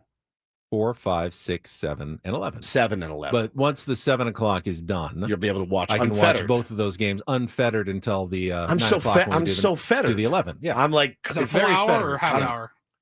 half hour, 7. just half hour. Okay. So it's 7:30. You're Yeah. done. You're And done. I'm really done actually after the first 10, 15 minutes because then it's just weather and Yeah. with pre-recorded segments. So you get to watch everything. I'll now. really get to watch everything tonight. Yeah. I'm Unfettered. I'm fettered. Unfettered. I'm very fettered. In a nice, newsroom environment with plenty of screens everywhere. Yeah, you'll have TVs everywhere. True. You gonna get some I don't have food? the- Do you eat while you watch? What do you do? I usually don't.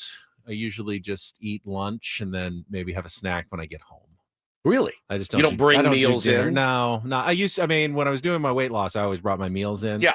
But now I just kind of space them out a little bit more. With some fresh salmon in there Yeah, as see, you're watching I the don't wanna do game. All right, it is time before we get too much after 9 o'clock to announce today's biggest fan. This is where it all blew up on us on Friday. Yep. Remember? Right around I certainly do. this moment 3 days ago when we Horrible. lost all of our signal and everything. But let's hope it goes a little bit better today. Terrifying. If you hear your name called, you'll have 10 minutes to call us back at 833-288-0973 and qualify for our grand prize, 20 tickets, you and your friends for a night in our Odyssey Suite at a Padres game next season with the whole fan staff and catered by Spiro's Mediterranean Cuisine. Today's biggest fan is Kurt Edwards from San Diego. Kurt. Edwards from San Diego. You're now on the clock. 833-288-0973. It is still not too late to get your name registered at 973thefansd.com/biggest fan. I feel like Kurt Edwards is going to call back because I feel like I see Kurt in the chat or on Twitter. Kurt Edwards sounds very familiar to me. It's a name that does sound vaguely Yeah, familiar. right? But it could Kurt. be sports figure. Kurt Edwards just sounds like NASCAR driver. Running or back from the 70s. Running back, Kurt yeah. Edwards. He played for the Kurt Rams. Warner. Yeah. No, yeah. Kurt There's Edwards Yeah. was drafted actually by the Seattle Seahawks and then was traded later in his career to the Oakland Raiders at that time. No, not Kurt with a K. Kurt with a Kurt C. with a C. In this case. Yeah. There's a distinction there. Like Kurt. You're very short. and Don't be brief. Kurt. Don't be Kurt. Don't be Kurt. That's what I should have told that lady. Yeah. The one that was screaming at me. Hey, you got the call. Don't be Kurt. Poor Kurt's out there. Everyone's Yeah. going, don't be Kurt. Don't be Kurt. You're being very curt with that referee. It's never a good thing. No, Be Kurt. No, I'm Kurt sometimes. I'm sometimes Kurt. I can be Kurt. I'm not trying to be mean. No, but I you can be very Kurt. Yeah, you are Kurt. I'm sure Kurt's stoked to call in. Don't run out of time. Okay. Got plenty of time. Paulie, take us away to the Rindle Report. And get things started here with our today's edition Oh, of the boy. Rindle Report. Now tuned into the greatest. Welcome to the Reindl Report with Paul Reindl. Hi, Paul. All right. 2 stories from the world of sports that we haven't gotten to yet. We'll start off in Major League Baseball. And 1 story that you didn't know you needed. Are you laughing, biatch? It's the Reindl Report Hey, Paul, how you doing? Okay, how are you? on 97.3 The Fan. Are you ready to bless the mood? I need some help, please. That was good. Can I get a oh yeah? Oh yeah. All right. All right. All right. All right. All right. Now Kurt. that's Kurt. That is Yeah. very All Kurt. right. Happy Monday, gentlemen. Happy Monday. Got a couple of stories in football to start off this morning. I want to start off with the Las Vegas Raiders. They fired offensive coordinator Chip Kelly last night. It has not gone well for really anybody with the Raiders organization this year. Chip hasn't been able to find his footing. He really hasn't. In many years, right? True. He left He's- UCLA because he just Yep. would rather be an offensive coordinator. They pay him $6 million a year to be the offensive coordinator. Yeah, and he got fired 11 games into the year. And he gets to keep all his money. So I'm not going to feel sorry for Chip Kelly. No, you never should. Let's see. They So lost 24-10 to the Browns yesterday. that'll do it. Shador Sanders making his first career start. Yep, got the win, his first career win. Dropped the Raiders to 2-9 on the year, and Pete Carroll and company decided to make a change. Pete Carroll said, "I spoke with Chip Kelly earlier this evening and informed him of his release as offensive coordinator of the Raiders. I would like to thank Chip for his service and wish him all the best in the future." Pete Carroll has not, as of right now that I've seen, has not named a new offensive coordinator for the Raiders. Vegas is tied for last in the NFL in points per game. They're 30th in total yards, 31st in rushing yards per game. I mean, they're pretty much the bottom of the barrel across the board offensively. Chip Kelly won a national championship with Ohio State, so that's pretty good last year as the offensive. That's the offensive coordinator. Yeah. But that's really after that. I mean, he took those Eagles teams to the playoffs. Yeah. And then went to UCLA was UCLA. good. He was okay. But I mean, how insulting was that to UCLA that you left a head coaching job at a power school to become an Oregon. offensive coordinator at another school? Yeah. Because he could make more money and win And a honestly, national championship. OC for a national championship winning Ohio State, like, I don't know that it gets much better than that. That's why, like, that's sometimes Winning we were the just- Super Bowl. We were just talking about guys, leaving for greener pastures, and obviously the NFL is the NFL. You had a chance to go coach with Pete Carroll, and it's the NFL, right? Tom Brady's your owner. It's Vegas. It's I was talking about this with you guys like off the air a week or two ago. I don't know. I think the gap has closed dramatically. It used to be like nothing's like the NFL, just like nothing's like Major League Baseball. Yeah, and man. the NBA is better than the G League. You get the hotels and the Right. travel and everything. The gap is closed. Like I was watching a game last weekend or 2 weekends ago, and it was Alabama, I think, was playing. And they were watching those players walking through the tunnel, and they got the boosters and everybody there. And I'm like, what does their locker room look like? Alabama Yeah. football, and I go, being a role player or a star player on like an Alabama or Ohio State, you're making good money now. yeah, making good money. That's better than getting drafted and playing for the Titans. No, NFL's I mean- for a player, for a player, For a player. a coach, Yeah, coach. yeah, I for a will player, say for a player. I will say a coach. The like you're right. The difference is it's negligible now. Unless it's your ego, like I got to be in the NFL. I have to be in the NFL. I will not be complete until I'm an NFL coach or coordinator. That's different. But you can literally be the king of the world in Hattiesburg, Mississippi, or the king of the world in at Alabama or at Notre Dame or at Florida. You're the king. You're the king. You'd rather be the coach of Florida than the Dolphins. Probably would. Yeah. You can make it as good of money almost. I mean, it's crazy out there. I don't necessarily think coaching is the problem with the Raiders. Now, they invested a ton in Pete Carroll. When I was there last month, billboards all over town, compete. We're going to compete. And it's a picture of Pete Carroll because they don't have any players to promote. They have no star players. Geno Smith is their quarterback. What about Ashton Genty? They drafted him, but They don't play him much, I mean, do they they? don't play him. They don't run him much. Bowers. He has 600 yards rushing. I mean, their best receiver right is Trey Tucker.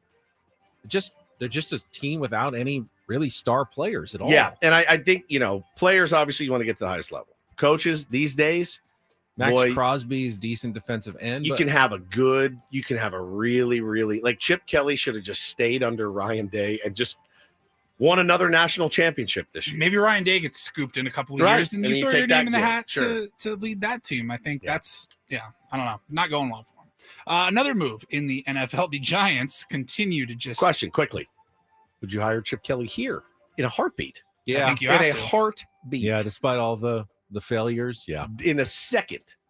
You want to talk about being able to market a head coach? There you go. Guy That won a national championship 2 puts years you on the ago. map. 100%. Absolutely puts you on the map. Elsewhere in the NFL, the Giants also fired their defensive coordinator, Shane Bowen. Now, they fired Brian Daboll a couple of weeks ago. Now it was the DC's turn.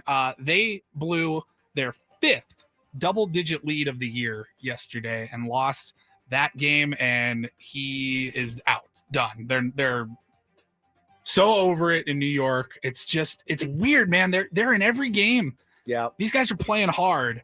They fired the coach, the OC. I think they fired the OC as well with Daboll, and now the DC as well for the Giants. Media's just got to get tougher up there. I don't know. That's it. I mean, I feel like if I'm a Giants fan, I wasn't expecting much this season. They play a lot of entertaining games. They've had some bad injuries, Boy, obviously. You're talking like a Padres fan right now, buddy. Not the worst. Hey, it was pretty entertaining. I know we lost 4-3, but Not the worst season for the Giants fans. It could be worse. Yeah, they're not winning the games, but Paulie, entertaining. that is deserved, Paulie. That is like, I mean, it doesn't get much. Right side. Yeah, there you go. Boy, you imagine him this morning on New York Sports Radio. Give that take. You don't again. feel like Mike and the Mad Dog are going with that take? Give me that take again. It doesn't matter if they win. They're live on New York Sports Radio this morning. They're playing, close, entertaining games, and we got to be pretty happy with where the Giants are this season, right? Right. Yeah. I'm sure everyone in New York is like, that's a really good point he makes. I am Tony's entertained. calling in from the number 7. He goes, "Who the hell is this guy on the air saying there's some good things happening? I will kill you. What's and his your, name? And your family." That's a turd polish if I've ever. Yeah, they're in them. They're in the games. They're exciting. 5 double-digit leads. That's blown. such a bummer, man. Just it's like brutal. that's the season right there. Yeah. Yeah. But you built double-digit leads. I mean, something has to be going right for you to build a double-digit lead. You are like our closer, whoever it is next year. If we convert Mason Miller to a starter, we make Estrada the closer. He blows 6 saves in a row. Well, I mean, we had a chance to win. A lot of leads, right? A lot of leads. Bro, You're doing something right. You'd find me banging my head against the wall. You're winning most of the game. It's got to count for Throw something, you out right? this window. You're not winning at the end of the game, but you're winning most of the game. You're winning It's good. 8 innings. You would make me. I'd be banging my head against the wall. Yes, 6 saves in a row is bad, but we had the lead. That's something to be excited about, Totally. Padres fans. It's an easier problem to fix. We're It says, good. does Ben ever run out of rags? No, he does not. I see him. He pulls one out from his back pocket like a mechanic. Hey, if I'll I'm give a you Giants $50. fan, I'll go, we're better than All the right. Jets. All right. Hey, that's I'm gonna give you there's 50. something. I'm gonna give you $50 cash. I need you to call into New York Sports Radio. WFAN. Call in today and just wait on hold until they get you and be like, "Hey, my name's Ben. I've been following the Giants for a while, and I'm Like, you have a commute, right? You're gonna go home. yeah." And you're like, So you got like a good hour Call on in, the car. find call in, call and in you're line, like, wait on hold. look, I mean, they're in the games.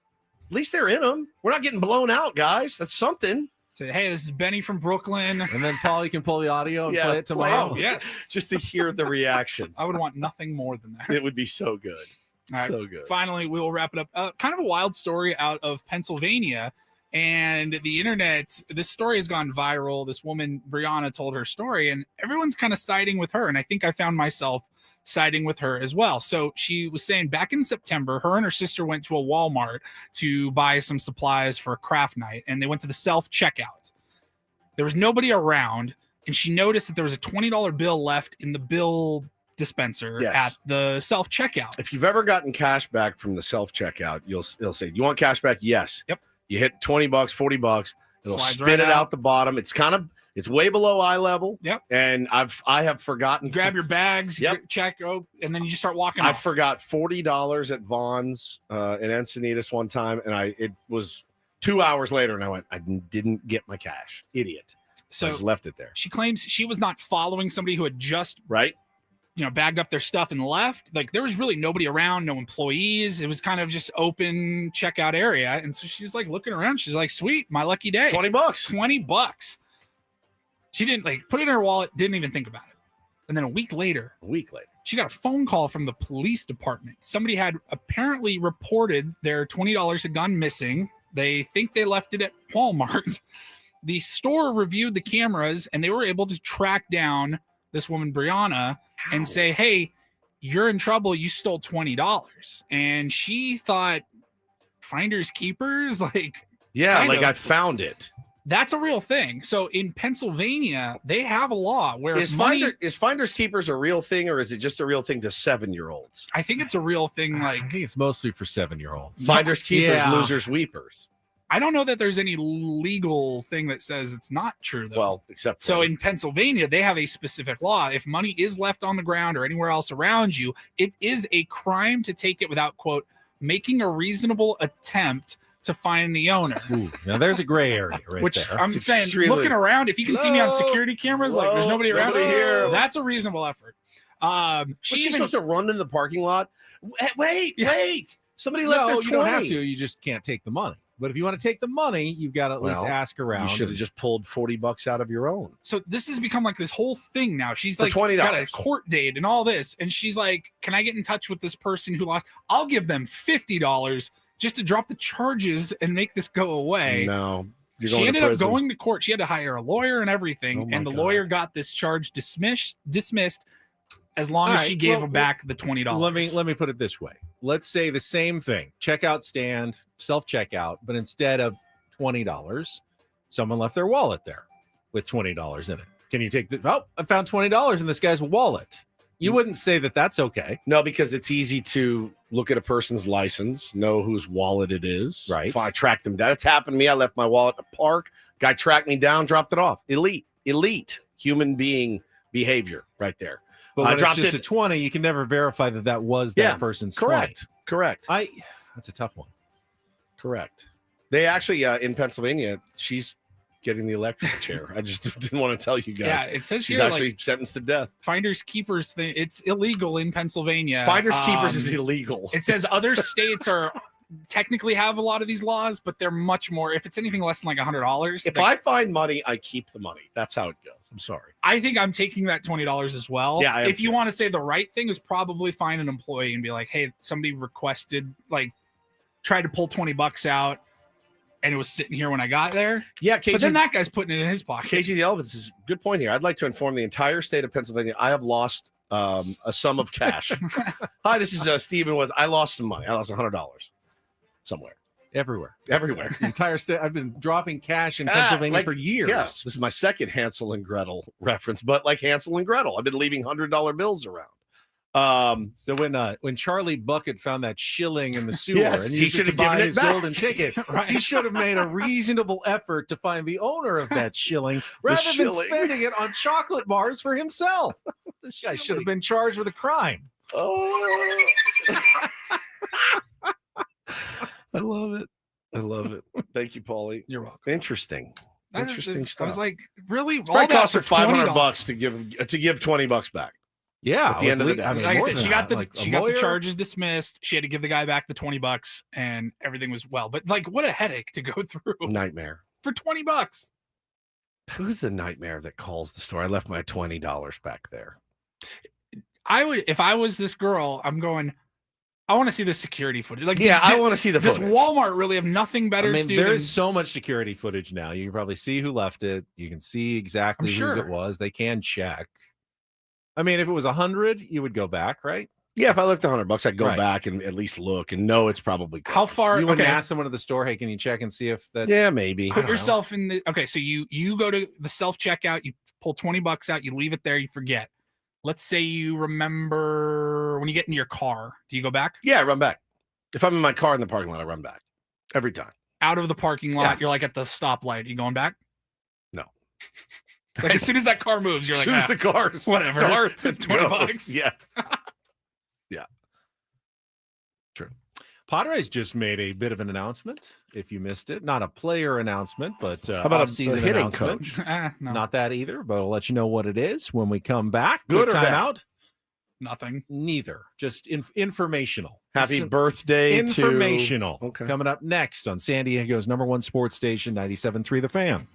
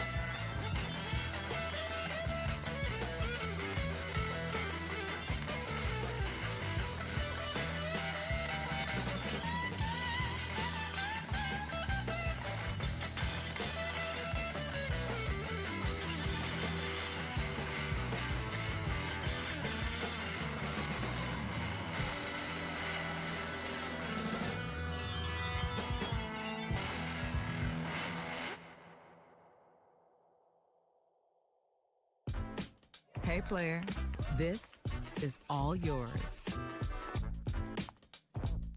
This room with this view. This speakeasy with this cocktail. Hey, could you make that too? The spa with this. Ah.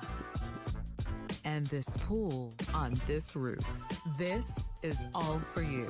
The all-new Hamul Casino Resort, now open.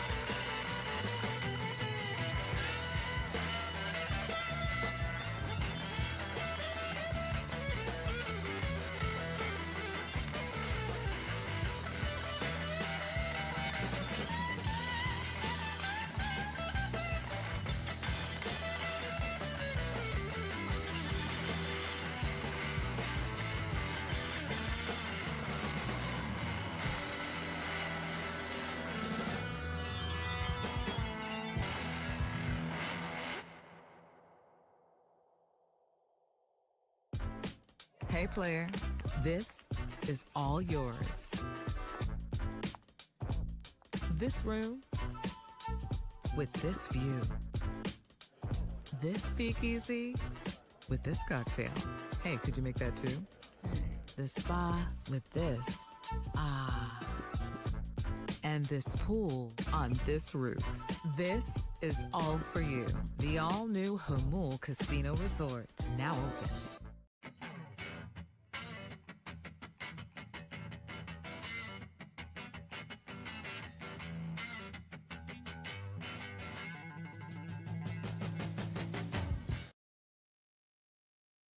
This holiday season, too many San Diegans will go hungry. Join 97.3 The Fan and support the San Diego Food Bank. Donate food directly online through our Odyssey San Diego Food Fund, where every donation helps feed local families. Go to 97.3thefansd.com/food fund and give today.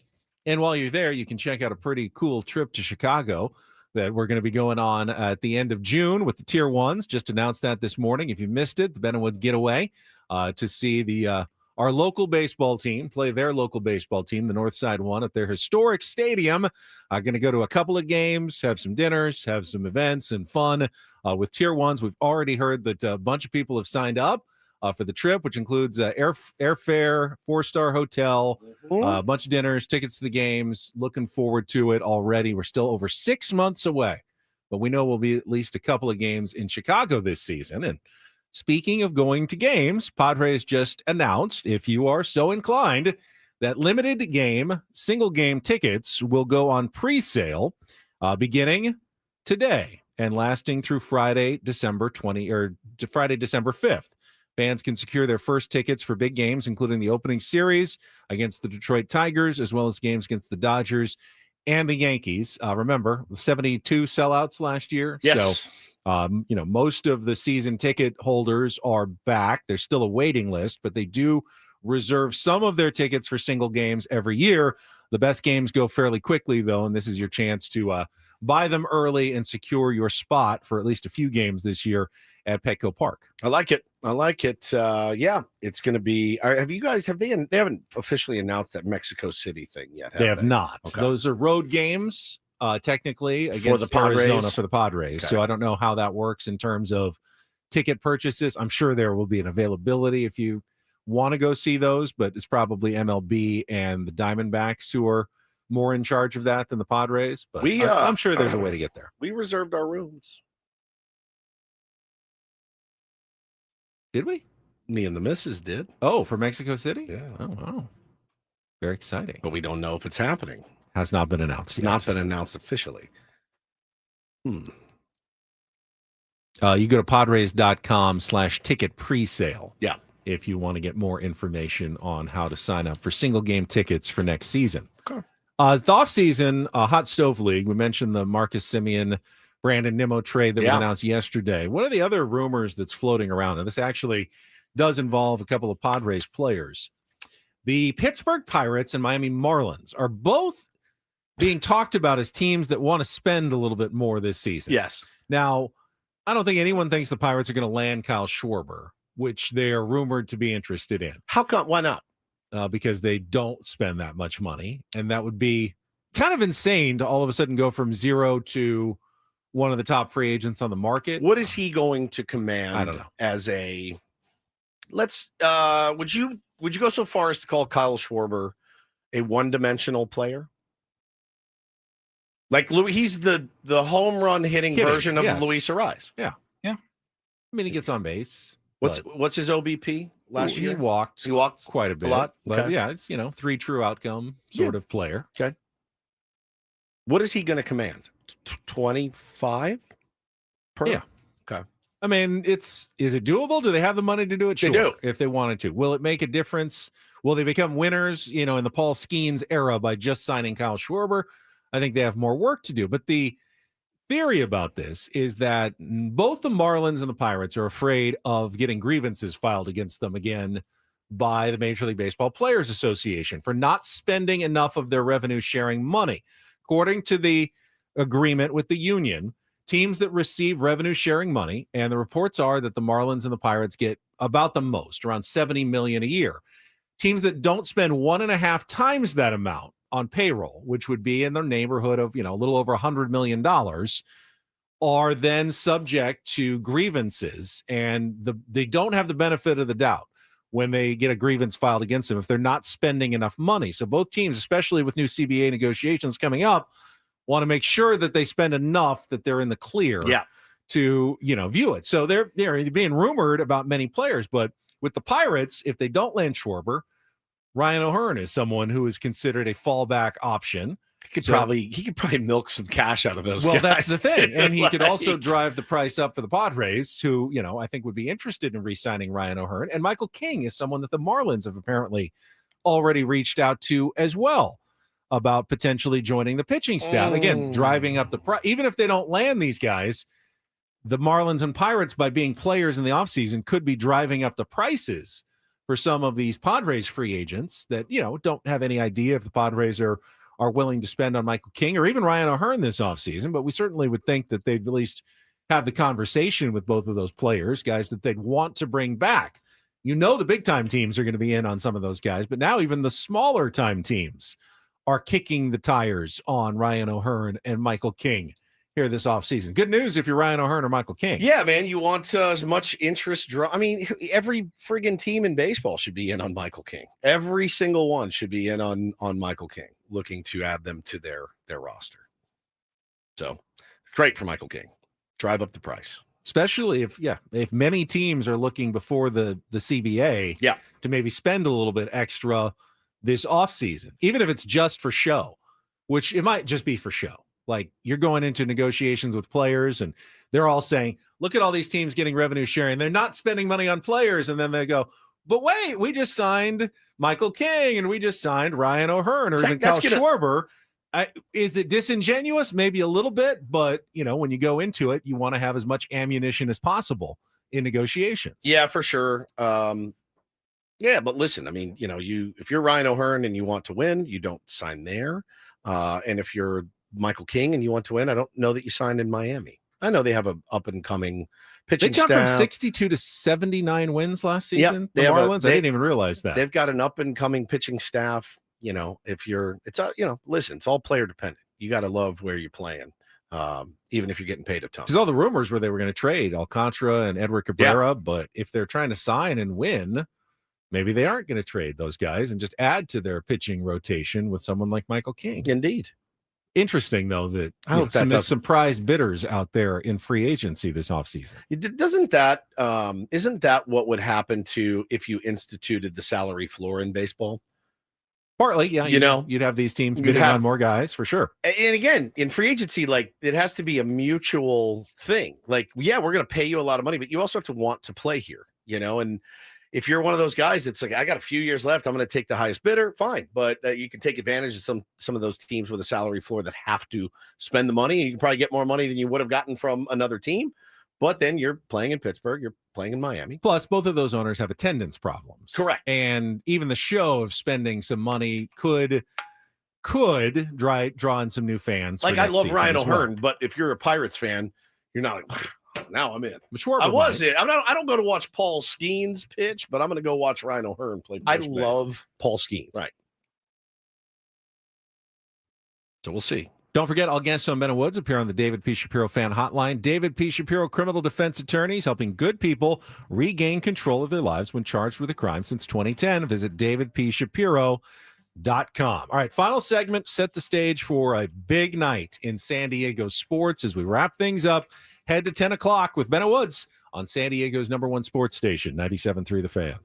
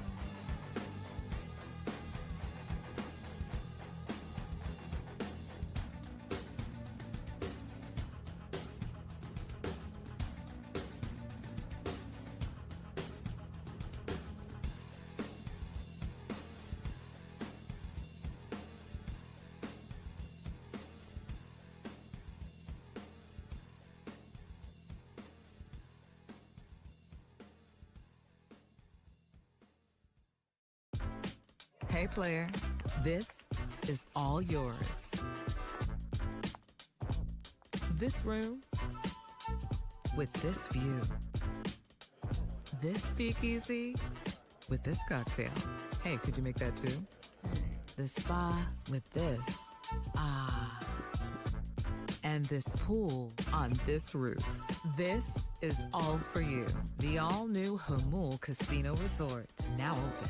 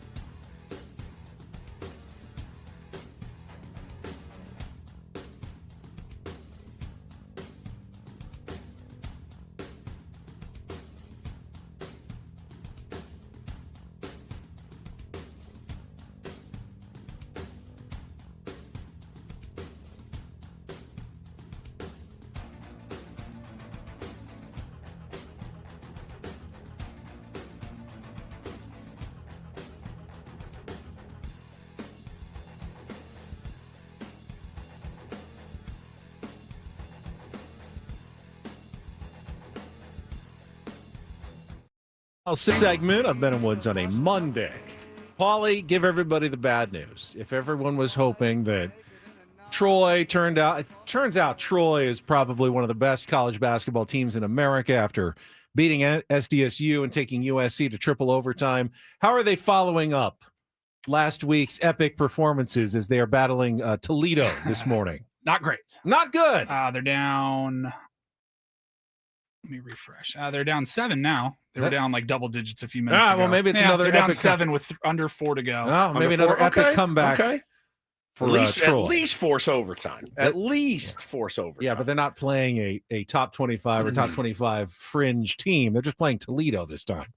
That's going to look like a really bad loss at the end of the season. Indeed. Unfortunately, as we all feared, it would. Well, if they don't drop this one to Toledo, they'll drop one to LaGrange or something. And LaGrange. Is it LaGrange? Isn't that a ZZ Top It song? was. Well, I'm on the Texas maybe town. South Alabama or Well, I'm Old home Dominion. now. No, they got a lot of nice girls down there. You know that song? He does that bit at the beginning. They got a lot of nice girls down there.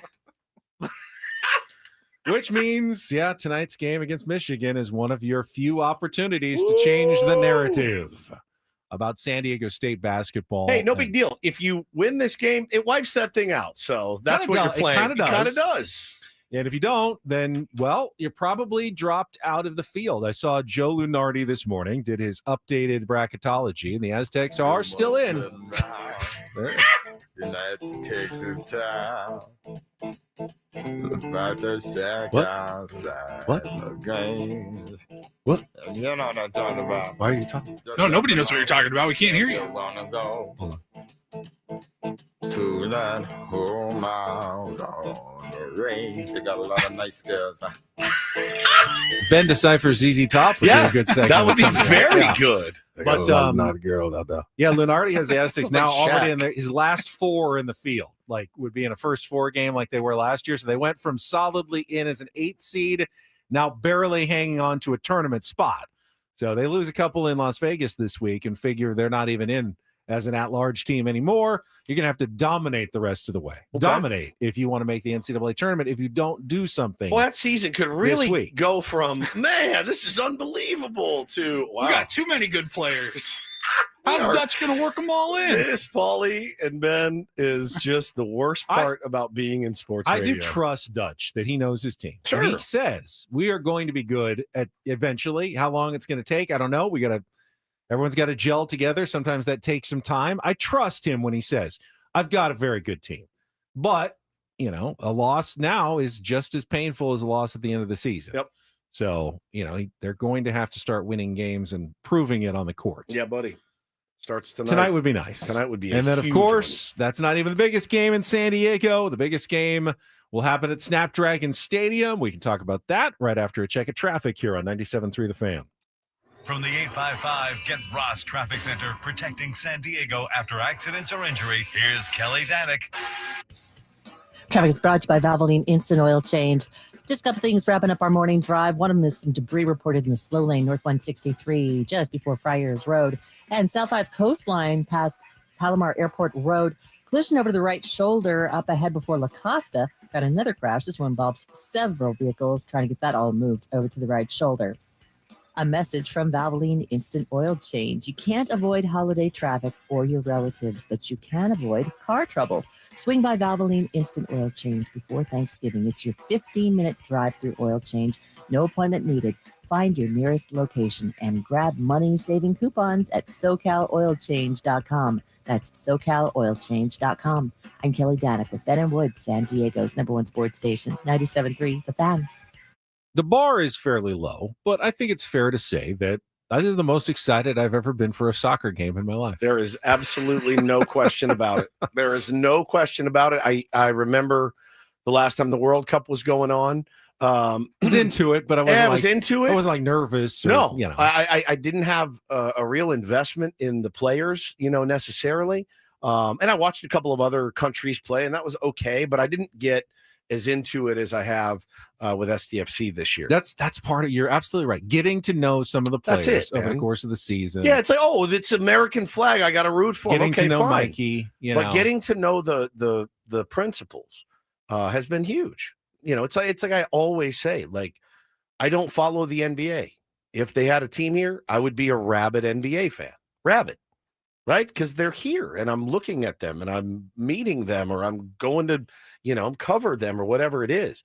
The minute they got here, I was even skeptical then. And I think Mikey Varis had a lot to do with it. But it's been really fun. The games also. Now what was the team that I did PA for? 1904 FC. What was that? That was What- a soccer team. Yeah, what league was I don't it? really remember. I don't either. They all kind of blended together. Yeah. At that time, right? And they asked me if I would do PA. And I said, no, I know nothing. I said, well, this is what we'll pay you. I said, sure, I'll do it. So I did it for a whole season. And I'm not kidding you when I say I think they scored 1 goal at home. On the road, they play. I'm not joking when I said I think I had 1, maybe 2 calls of goal. Like, that's it.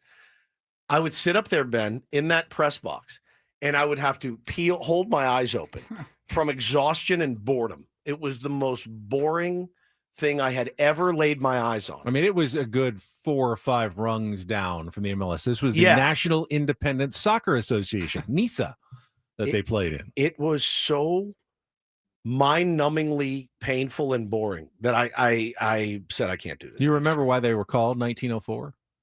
I do, but I can't remember. SD. 19 is 19, the that's right. S is the 19th letter of That's the right. alphabet. D is the 4th letter of the alphabet. That's right. And I just remember sitting up there going, well, I'm glad they're paying me semi-well because this is excruciating. It was, But it's not watching SDFC. it's miles different. They're such a fun team. They're such an exciting team. The way they play is exciting. The players are exciting. They've got a lot of flair. The crowd is bananas. There were 14 people at those 1904 games.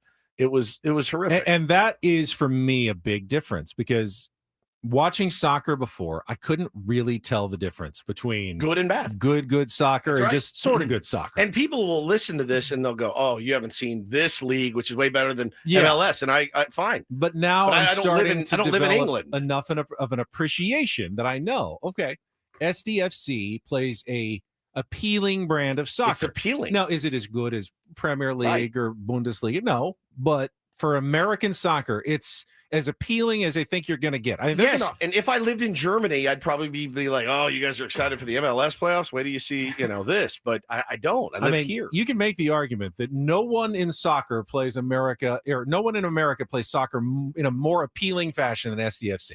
It's our top level. We play more appealing than the national team certainly does, and it's fun to watch. It's a They've put blast. together a really fun to watch soccer team in this first season that's had a ton of success and is now 3 wins away from a championship. Yeah, What more incredible. can you ask for? That's it, man. It's incredible. It's You- been incredible. You write the book on how to How to put launch. together and launch a team. SDFC has written the book. They've handled it just about flawlessly from Yep. the beginning. And I don't want it to end tonight. That's the other thing. I'm just so fired up to watch this game and scream for them, and I just can't wait. If you are going, which means you're probably in the know because it's sold out and you got your tickets long ago, you probably know they're doing a blue out at the game, which means you're supposed to wear all blue so Okay. everybody in the stadium looks the same, makes it The more Azul. intimidating. Yes, the Azul part of the Azul and Chrome focus on the blue, and they want it to look very blue. What is Craig gonna do? As Is the Chromaniac? He'll be the one guy in, In silver silver? Well, in you'll the be able to see entire him. in chrome in the entire stadium, or will he wear blue? I didn't ask him that. Some breaking baseball news. Warren Schaefer. If I said the name Warren Schaefer to you, who would that be? I would say he's the Rockies interim manager. He is now officially the Rockies manager. He will Really? remain Rockies manager in 2026. Paul DePodesta's first big move Keep the guy we got. is to keep the interim guy that no one had Yeah. ever heard of Yeah. before as the manager. Warren Schaefer. If you put a gun to my head and said, "Who is the manager of the Rockies?" I would have said, "I have no idea." That's a direction for sure. Yeah, my boy BKG tweeted in, "You don't live in England, but you listen to their music." Yeah, I don't have to get up at 4:00 in the morning to listen to English bands. Therein lies the difference. If I had to get up at 4:00 in the morning, and be like, "All right, Oasis is playing," I'd be like, "Oh, never mind. I'm not doing it. I'm not doing it." So I see your point that you're making, and I'm sure it's fantastic, but I don't love it that much to get up at 4:00 in the morning and cheer for a team of a city I've never been to.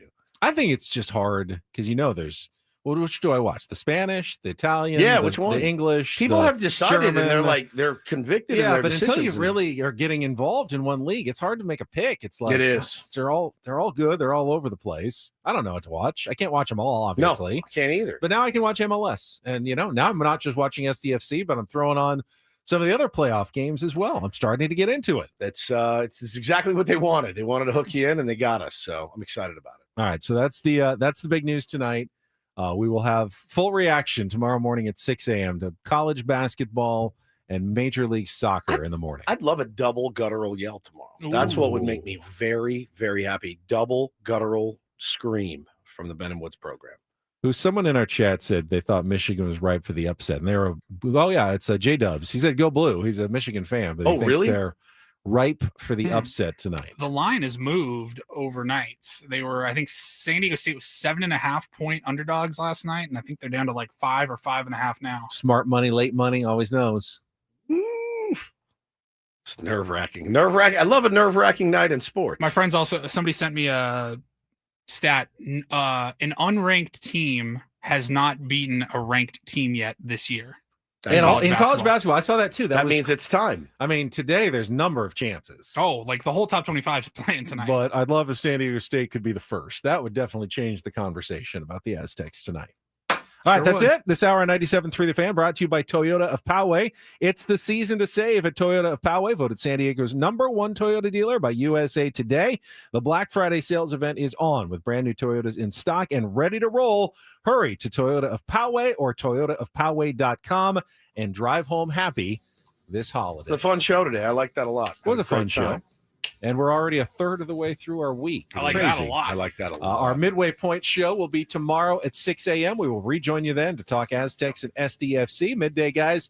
Coming up next for Paul Reindl, for Stephen Woods, I'm Ben Higgins. Have a great rest of your Monday from all of us here at San Diego's #1 sports station, 97.3 The Fan, and hopefully see you in Chicago next summer.